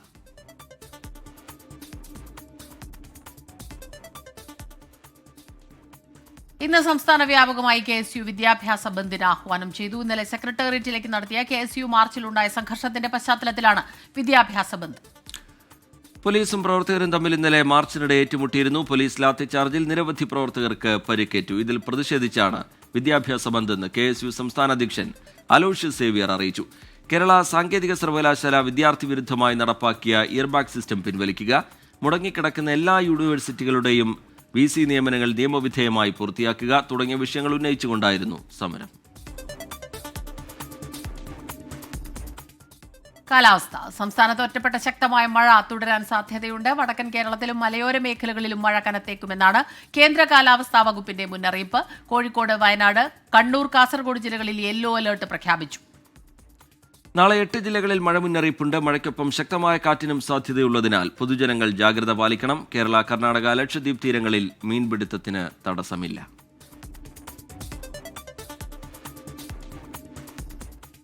കോഴിക്കോട് മെഡിക്കൽ കോളേജിൽ മരിച്ച മലപ്പുറം മങ്കട സ്വദേശിനിക്ക് നിപ്പ എന്ന സംശയം. മെഡിക്കൽ കോളേജ് ആശുപത്രിയിലെ പ്രാഥമിക പരിശോധനയിൽ നിപ്പ സ്ഥിരീകരിച്ചു. ഈ മാസം 1-നാണ് 18 വയസ്സുകാരി കോഴിക്കോട് മെഡിക്കൽ കോളേജിൽ ചികിത്സയിലിരിക്കെ മരിച്ചത്. മിഥില ബാലൻ കോഴിക്കോട്ട് നിന്ന് വിവരങ്ങളുമായി ചേരുന്നുണ്ട്. മിഥില, സ്വാഭാവികമായും നമ്മൾ സ്വീകരിക്കുന്ന ചില ജാഗ്രതാ നടപടികളുണ്ട്. അതെങ്ങനെ വിലയിരുത്തുന്നു? അത് ഏത് തരത്തിൽ നടപ്പാക്കുന്നു മിഥില? ശ്രീജിത്ത്, നിലവിൽ ജാഗ്രതാ നിർദ്ദേശം നൽകിയിട്ടുണ്ട്. പോസ്റ്റ്മോർട്ടം, അതായത് ഈ മൃതദേഹം പോസ്റ്റ്മോർട്ടം ചെയ്ത ഒരു ഡോക്ടറും ഒപ്പം തന്നെ 2 ജീവനക്കാരും ഇപ്പോൾ നിലവിൽ വീട്ടിൽ ക്വാറന്റൈനിൽ കഴിയുകയാണ്. കഴിഞ്ഞ ദിവസമാണ്, അതായത് ഈ മാസം 1-നാണ് ഈ വിദ്യാർത്ഥിനി മരിച്ചത്. കോഴിക്കോട്ട് മെഡിക്കൽ കോളേജിൽ വെച്ചായിരുന്നു. ആശുപത്രിയിൽ എത്തിക്കുമ്പോഴേക്കും മരണം സംഭവിച്ചിട്ടുണ്ടായിരുന്നു. അതുകൊണ്ടായിരുന്നു ഇത്തരത്തിൽ പോസ്റ്റ്മോർട്ടം നടത്തിയിട്ടുണ്ടായിരുന്നത്. ഈ പെൺകുട്ടിക്ക് നേരത്തെ പനി ഉണ്ടായിരുന്നു. ആ ഒരു പനിയുടെ ഒരു സാഹചര്യം ഉള്ളത് കൊണ്ടായിരുന്നു ഇത്തരത്തിൽ നിപ പരിശോധനയ്ക്കായി ഫലം അയച്ചിട്ടുണ്ടായിരുന്നത്. കോഴിക്കോട് വൈറോളജി ലാബിൽ, അതായത് കോഴിക്കോട് മെഡിക്കൽ കോളേജിലെ വൈറോളജി ലാബിൽ നടത്തിയ പരിശോധനയിൽ ഈ ഫലം പോസിറ്റീവ് ആയിട്ടുണ്ട്. ഇതിനെ തുടർന്നായിരുന്നു നേരത്തെ സാമ്പിൾ എടുത്തു വെച്ചിട്ടുണ്ടായിരുന്നു. ഇതിനെ തുടർന്നായിരുന്നു ഇത്തരത്തിലൊരു പരിശോധനയിൽ ഇപ്പോൾ കോഴിക്കോട് മെഡിക്കൽ കോളേജിൽ നടത്തിയ പരിശോധനയിൽ പോസിറ്റീവ് ആയിട്ടുള്ളത്. കൂടുതൽ വിദഗ്ധ പരിശോധനയ്ക്കായി ഈ പൂനെ വൈറോളജി ലാബിലേക്ക് അയച്ചിട്ടുണ്ട്. കഴിഞ്ഞ 28-ന് കോട്ടയ്ക്കലിലെ സ്വകാര്യ ആശുപത്രിയിൽ ചികിത്സയിലായിരുന്ന കുട്ടിയെ പിന്നീട് കോഴിക്കോട് മെഡിക്കൽ കോളേജ് ആശുപത്രിയിലേക്ക് മാറ്റുകയും 1-ാം തീയതി മരണം സംഭവിക്കുകയുമായിരുന്നു. മിഥില, ഈ പ്രതിരോധ നടപടികൾ എങ്ങനെയാണ്? ഈ കുടുംബാംഗങ്ങളെ ഐസൊലേറ്റ് ചെയ്യുക, ആ രീതിയിലുള്ള നടപടികൾക്ക് ഇപ്പോൾ തുടക്കമായിട്ടുണ്ടോ? തീർച്ചയായും സ്മിത, അതൊരു സ്വാഭാവിക നടപടിയുടെ ഭാഗമായി തന്നെ ഇത്തരത്തിൽ കുടുംബാംഗങ്ങൾക്ക് ജാഗ്രതാ നിർദ്ദേശം നൽകിയിട്ടുണ്ട്. മാത്രമല്ല, ഈ കുട്ടിയെ ചികിത്സിച്ച ഡോക്ടർമാർക്ക് ജാഗ്രതാ നിർദ്ദേശം നൽകിയിട്ടുണ്ട്. പ്രത്യേകിച്ച് ആദ്യം ഈ കുട്ടിയെ അഡ്മിറ്റ് ചെയ്തിട്ടുണ്ടായിരുന്നത് കോട്ടയ്ക്കലിലെ സ്വകാര്യ ആശുപത്രിയിലാണ്. അവിടെയും ജാഗ്രതാ നിർദ്ദേശം നൽകിയിട്ടുണ്ട്. മാത്രമല്ല, പോസ്റ്റ്മോർട്ടം നടത്തിയ കോഴിക്കോട് മെഡിക്കൽ കോളേജിലെ ഒരു ഡോക്ടറും ഒപ്പം തന്നെ 2 ജീവനക്കാരും നിലവിൽ ഇപ്പോൾ ക്വാറന്റൈനിലാണ്. വീട്ടിലാണ് ഇവർ നിരീക്ഷണത്തിൽ കഴിയുന്നത്. സ്മിത. ശരി, മിഥില ബാലനാണ് കോഴിക്കോട്ട് നിന്ന് വിശദാംശങ്ങൾ നൽകിക്കൊണ്ടിരിക്കുന്ന. മലപ്പുറം മങ്കട സ്വദേശിക്കാണ് പ്രാഥമിക പരിശോധനയിൽ നിപ്പ സ്ഥിരീകരിച്ചിരിക്കുന്നത്. അത് പക്ഷേ പൂനെ വൈറോളജി ഇൻസ്റ്റിറ്റ്യൂട്ടിൽ നിന്ന് അതിൻ്റെ ഫലം വരേണ്ടതുണ്ട്. അതിനുശേഷമാണ് അത് സംബന്ധിച്ച സ്ഥിരീകരണം ഉണ്ടാവുക. സ്ഥിരീകരണത്തിനായി സാമ്പിൾ പൂനെയിലേക്ക് അയച്ചു കഴിഞ്ഞു. ഇങ്ങനെ നിപ്പ സ്ഥിരീകരിച്ചതിൻ്റെ ഭാഗമായി സ്വീകരിക്കേണ്ട ജാഗ്രതാ നടപടികൾ ആ മേഖലയിൽ ഉണ്ടാവുന്നുണ്ട്. ഇനി അറിയിപ്പുകൾ. കണ്ണൂർ കണ്ണപുരം പഴയങ്ങാടി റെയിൽവേ സ്റ്റേഷനുകൾക്കിടയിലെ കൊവ്വപ്പുറം കുന്നനങ്ങാട് ലെവൽ ക്രോസിംഗ് അടച്ചിടും. രാവിലെ 10 മുതൽ വൈകിട്ട് 6 വരെയാണ് അടച്ചിടുക. അറ്റകുറ്റപ്പണികൾക്കായാണ് നിയന്ത്രണം. വടകരയിൽ ഇന്ന് സ്വകാര്യ ബസ് പണിമുടക്ക്. കുഴികൾ നിറഞ്ഞ റോഡ് ഗതാഗത യോഗ്യമാക്കാത്തതിൽ പ്രതിഷേധിച്ചാണ് പണിമുടക്ക്. മലപ്പുറത്ത് മത്സ്യ ബോർഡ് പദ്ധതികളിൽ അപേക്ഷ നൽകിയിട്ടും ലഭിക്കാത്തവർക്കും നിരസിക്കപ്പെട്ടവർക്കുമായി ഇന്ന് പരാതി പരിഹാര അദാലത്ത് നടക്കും. രാവിലെ 10:30-ന് ഉണ്ണിയാൽ ഫിഷറീസ് ട്രെയിനിംഗ് സെന്ററിലാണ് അദാലത്ത്. 15 വയസ്സിൽ താഴെയുള്ള പെൺകുട്ടികളുടെ തിരുവനന്തപുരം ജില്ലാ ക്രിക്കറ്റ് ടീമിനെ മറ്റന്നാൾ തെരഞ്ഞെടുക്കും. രാവിലെ 8-ന് കാര്യവട്ടം ഗ്രീൻഫീൽഡ് സ്റ്റേഡിയത്തിലാണ് ട്രയൽസ്. തിരുവനന്തപുരം നെയ്യാറ്റിൻകര ധനുവച്ചപുരം ഗവൺമെന്റ് ITIയിൽ ഇന്ന് രാവിലെ 9 മുതൽ പെയിന്റർ ജനറൽ ട്രേഡിൽ പ്ലേസ്മെന്റ് ഡ്രൈവ് നടത്തും. അശോക് ലൈലാൻഡ്, റാസൽ ഖൈമ എന്നീ കമ്പനികൾക്ക് വേണ്ടിയാണ് തെരഞ്ഞെടുപ്പ്. ഇപ്പോൾ ലഭിക്കുന്നൊരു വാർത്തയിലേക്കാണ്. ഡൽഹി ITOയിൽ ട്രക്ക് മറിഞ്ഞ അപകടം. ഉത്തർപ്രദേശിൽ നിന്നും മത്തങ്ങ കയറ്റിയെത്തിയ ട്രക്കാണ് മറിഞ്ഞത്. അപകട സ്ഥലത്തു നിന്ന് വിനിത വിജി വിവരങ്ങളുമായി ചേരുന്നുണ്ട്. വിനിത, എങ്ങനെയാണ് ഈ അപകടം ഉണ്ടായത്? കൂടുതൽ വിവരങ്ങൾ.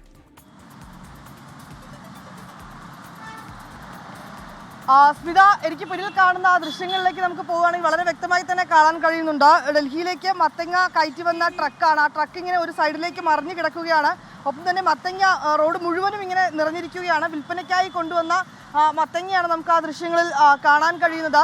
ഇവർ ഉത്തർപ്രദേശിൽ നിന്ന് ഡൽഹിയിലേക്ക് മത്തങ്ങ കയറ്റി വന്ന വാഹനമാണ്. ഇവിടെയുള്ള പോലീസ് പറയുന്നത് ഈ വാഹനം മറിഞ്ഞതോടുകൂടി, ഈ ട്രക്ക് മറിഞ്ഞതോടുകൂടി ഡ്രൈവർ ഇവിടെ നിന്ന് ഓടി രക്ഷപ്പെട്ടു എന്നാണ് പറയുന്നത്. ഒപ്പം തന്നെ 2 ജീവനക്കാരുണ്ട്. അവർ ഇപ്പോൾ ഈ മേഖലയിൽ തന്നെ തുടരുകയാണ്. അല്പസമയത്തിനകം ഈ മത്തങ്ങകൾ ഇവിടെ നിന്ന് മാറ്റിയതിനു ശേഷം ഈ ട്രക്ക് ഇവിടെ നിന്ന് മാറ്റുമെന്നൊക്കെയാണ് പോലീസ് പറയുന്നത്. അവർ ഈ ഡൽഹിയിലേക്ക് എത്തിയപ്പോൾ ഇപ്പോൾ നിൽക്കുന്നത് ITOയിലാണ്. നമുക്ക് ആ ദൃശ്യങ്ങളിൽ കാണാൻ കഴിയുന്ന പോലെ തന്നെ നിലത്ത് വീണ ആ മത്തങ്ങകളൊക്കെ ഇങ്ങനെ പൊട്ടിയൊക്കെ കിടക്കുകയാണ്. ഇവർ വിൽപ്പനയ്ക്കായി ഇവിടെ രാവിലെയോടുകൂടി എത്തിച്ചതാണ്. ഈ വരുന്ന വഴിയിൽ, ഈ ITOയിലേക്ക് വരുന്ന വഴിയിൽ വഴി തെറ്റി തുടർന്ന് പിന്നീട് അത് കൃത്യമായി മറ്റു മേഖലയിലേക്ക് ആ വാഹനം തിരിക്കുന്നതിനിടയിൽ ഇങ്ങനെ നിയന്ത്രണം വിട്ട് ട്രക്ക് മറിഞ്ഞു എന്നാണ് പറയുന്നത്. ഡ്രൈവർ ഇവിടെ നിന്ന് ഓടി രക്ഷപ്പെട്ടു എന്നാണ് ഇപ്പോൾ നമ്മളോട് സംസാരിച്ച പോലീസ് ഉദ്യോഗസ്ഥൻ പറയുന്നു. ഒപ്പം തന്നെ വാഹനത്തിലുണ്ടായിരുന്ന 2 ജീവനക്കാർ അവരിവിടെ തന്നെ തുടരുകയാണ്. ഈ മത്തങ്ങ റോഡിൽ വീണതിനെ തുടർന്ന് ഒരു അല്പ ഗതാഗത തടസ്സം ഈ മേഖലയിൽ നേരിടുന്നത് കൂടി നമുക്ക് ആ ദൃശ്യങ്ങളിൽ കാണാൻ കഴിയുന്നുണ്ട്. ഏതാണെങ്കിലും ആ ട്രക്കിലേക്ക് പോകുമ്പോൾ നമുക്ക് ആ ദൃശ്യങ്ങൾ വളരെ കൃത്യമായി തന്നെ കാണാൻ കഴിയുന്നുണ്ട്. ആ ഒരു വശം പൂർണ്ണമായും റോഡിലേക്ക് മറിഞ്ഞു കിടക്കുകയാണ്. ഒപ്പം ആ കൊണ്ടുവന്ന മത്തങ്ങകളൊക്കെ അതിനടിയിലുമൊക്കെ ആയി പെട്ടുപോയിട്ടുണ്ട്. ഏതാണെങ്കിലും പോലീസ് സ്ഥലത്തെത്തിയിരിക്കുകയാണ്. അവർ കൃത്യമായി ആ സ്ഥിതിഗതികൾ നിരീക്ഷിക്കുന്നുണ്ട്. 2 ജീവനക്കാർ പോലീസിന്റെ കസ്റ്റഡിയിൽ തന്നെയാണുള്ളത്. നമുക്ക് ആ ദൃശ്യങ്ങളിൽ കാണാൻ കഴിയുന്നത് അവരാണ് ആ 2 ജീവനക്കാർ. അവർ പറയുന്നത് ഈ നിയന്ത്രണം വിട്ടതിനെ തുടർന്ന് ആണ് ഇങ്ങനെ സംഭവിച്ചതെന്നാണ്.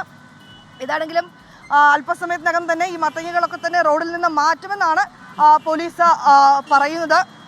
ആ ട്രക്ക് നമുക്ക് വളരെ കൃത്യമായി തന്നെ കാണാൻ കഴിയുന്നുണ്ട്. ഒരു സൈഡ് പൂർണ്ണമായും റോഡിലേക്ക് മറിഞ്ഞു കിടക്കുകയാണ്. വിൽപ്പനയ്ക്കായി കൊണ്ടുവന്ന മത്തങ്ങകളാണ്. ഇന്ന് പുലർച്ചയോടുകൂടിയാണ് ഈ അപകടം മേഖലയിൽ ഉണ്ടായിരിക്കുന്നത്. ഏതാണെങ്കിലും ആർക്കും ആളപായമോ അല്ലെങ്കിൽ മറ്റത്തരത്തിലേക്കുള്ള റിപ്പോർട്ടുകളൊന്നും തന്നെ ഉണ്ടായിട്ടില്ല. അല്പസമയത്തിനകം തന്നെ ഈ മത്തങ്ങകളൊക്കെ ഡൽഹിയിൽ ട്രക്ക് മറിഞ്ഞാണ് അപകടമുണ്ടായത്. പ്രേക്ഷകർക്ക് ആ ദൃശ്യങ്ങളിൽ കാണാം. മത്തങ്ങ കയറ്റി വന്ന ട്രക്കാണ് മറിഞ്ഞ് അപകടത്തിൽപ്പെട്ടത്. കോട്ടയം മെഡിക്കൽ കോളേജിലെ കെട്ടിടം തകർന്നുണ്ടായ അപകടത്തിൽ ജീവൻ നഷ്ടമായ ബിന്ദുവിന്റെ സംസ്കാരം ഇന്ന് തലയോലപ്പറമ്പിലെ വീട്ടിൽ രാവിലെ 11 മണിക്കാണ് സംസ്കാരം. മൃതദേഹം ഉടൻ വീട്ടിലെത്തിക്കും. രക്ഷാപ്രവർത്തനത്തിൽ വീഴ്ച സംഭവിച്ചുവെന്ന് ബിന്ദുവിന്റെ കുടുംബം 24-നോട് പറഞ്ഞു. കൊച്ചിന് ഭക്ഷണം കൊടുത്തിട്ട് ഇത് കുളിക്കാനായിട്ട് അവിടെ കയറിയപ്പം അവിടെ 3 പേര് നിന്ന് കുളിക്കുക. അതുകൊണ്ട് അവിടെ നിന്ന് കുളിച്ച് അതുവരെ ഒരു 15-20 മിനിറ്റ് അവിടെ നിന്നതിന് ശേഷം അവർ കയറി പെട്ടെന്ന് അവർ കയറുന്ന സമയത്ത് ഇത് സംഭവിക്കുന്നത്. അപ്പൊ സംഭവിച്ചപ്പോൾ അവർ പറയുന്നുണ്ട്, അവിടെ നിന്ന് 2-3 പേര് പറഞ്ഞിട്ടുണ്ട്, ഒരു ആൾ ഇതിനകത്ത് കുളിക്കാനായിട്ട് വന്ന് അവര് അതിനടിക്ക് കിടപ്പുണ്ടെന്ന് പറഞ്ഞാൽ ഇവരാരും ചെവിക്കൊണ്ടില്ല. ഇനിയിപ്പോ ഇതെന്തെന്ന് പറഞ്ഞാൽ എന്റെ അനിയൻ മാത്രമേ ഉള്ളൂ. ഭർത്താവില്ല 90-100 വയസ്സുള്ള തള്ളേ ഉള്ളൂ. അപ്പൊ അവര് ആ കൊച്ചിന് ജോലി കൊടുക്കണം. അതിന്റെ മാന്യമായ രീതിയിൽ അത് ചെയ്യണം. തലയോലപ്പറമ്പിൽ നിന്ന് നിതിൻ അംബുജൻ വിവരങ്ങളുമായി ചേരുന്നുണ്ട്. നിതിൻ, അനാസ്ഥയുടെ കെടുകാര്യസ്ഥതയുടെ നമ്മുടെ സർക്കാർ സംവിധാനങ്ങൾ നോക്കുകുത്തിയായി നിന്നതിൻ്റെയൊക്കെ ഇരയായി മാറുകയാണ് ബിന്ദു. ആ കുടുംബത്തിൻ്റെ അത്താണിയായിരുന്നു. ദിവസവും അവർ ജോലിക്ക് പോയാണ് ആ കുടുംബം മുന്നോട്ട് പോയത്. അതും 300 രൂപ ദിവസവേതനമായി കിട്ടുന്ന ജോലി ചെയ്താണ് അവർ ആ കുടുംബം മുന്നോട്ട് കൊണ്ടുപോയത്. അതിനിടയിൽ തന്നെ മക്കളെ പഠിപ്പിച്ചു. ആ വിയോഗം ആ കുടുംബത്തിന്, ബന്ധുക്കൾക്ക്, നാട്ടുകാർക്ക് താങ്ങാൻ കഴിയുന്നതല്ല. വളരെ വൈകാരികമായ പ്രതികരണങ്ങൾ ഇന്ന് രാവിലെയും അല്പസമയം മുമ്പും ബന്ധുക്കളുടെ ഭാഗത്ത് നടക്കം നമ്മൾ കണ്ടു. ഇനിയിപ്പോൾ കുടുംബത്തിലെ ഒരാൾക്ക് ജോലി അല്ലെങ്കിൽ മകൾക്ക് ജോലി സർക്കാർ നൽകുക എന്നുള്ള ആവശ്യമൊക്കെ അവർ മുന്നോട്ട് വയ്ക്കുന്നുണ്ട്. എന്താണ് തലയോലപ്പറമ്പിലെ വീട്ടിൽ നിന്ന് പങ്കുവയ്ക്കാൻ കഴിയുന്ന വിവരങ്ങൾ? മൃതദേഹം അല്പസമയത്തിനകം അവിടേക്ക് എത്തിക്കും എന്നാണ് മനസ്സിലാക്കുന്നത്. വിവരങ്ങൾ നിതിൻ. റിജിത്ത് പറഞ്ഞ പോലെ തന്നെ ഈ ഒരു വിവരം ഇപ്പോൾ നാട്ടുകാർക്കും വീട്ടുകാർക്കും ഇതുവരെ ഉൾക്കൊള്ളാൻ കഴിഞ്ഞിട്ടില്ല. ഞാനിപ്പോൾ നിൽക്കുന്നത് തലയോലപ്പറമ്പിലാണ്. തലയോലപ്പറമ്പിലെ ബിന്ദുവിന്റെ വീട്ടിലാണ്. നമുക്ക് ഇവിടുത്തെ ഒരു സാഹചര്യം കണ്ടാൽ തന്നെ അറിയാം. 2 മുറി വീടാണ്.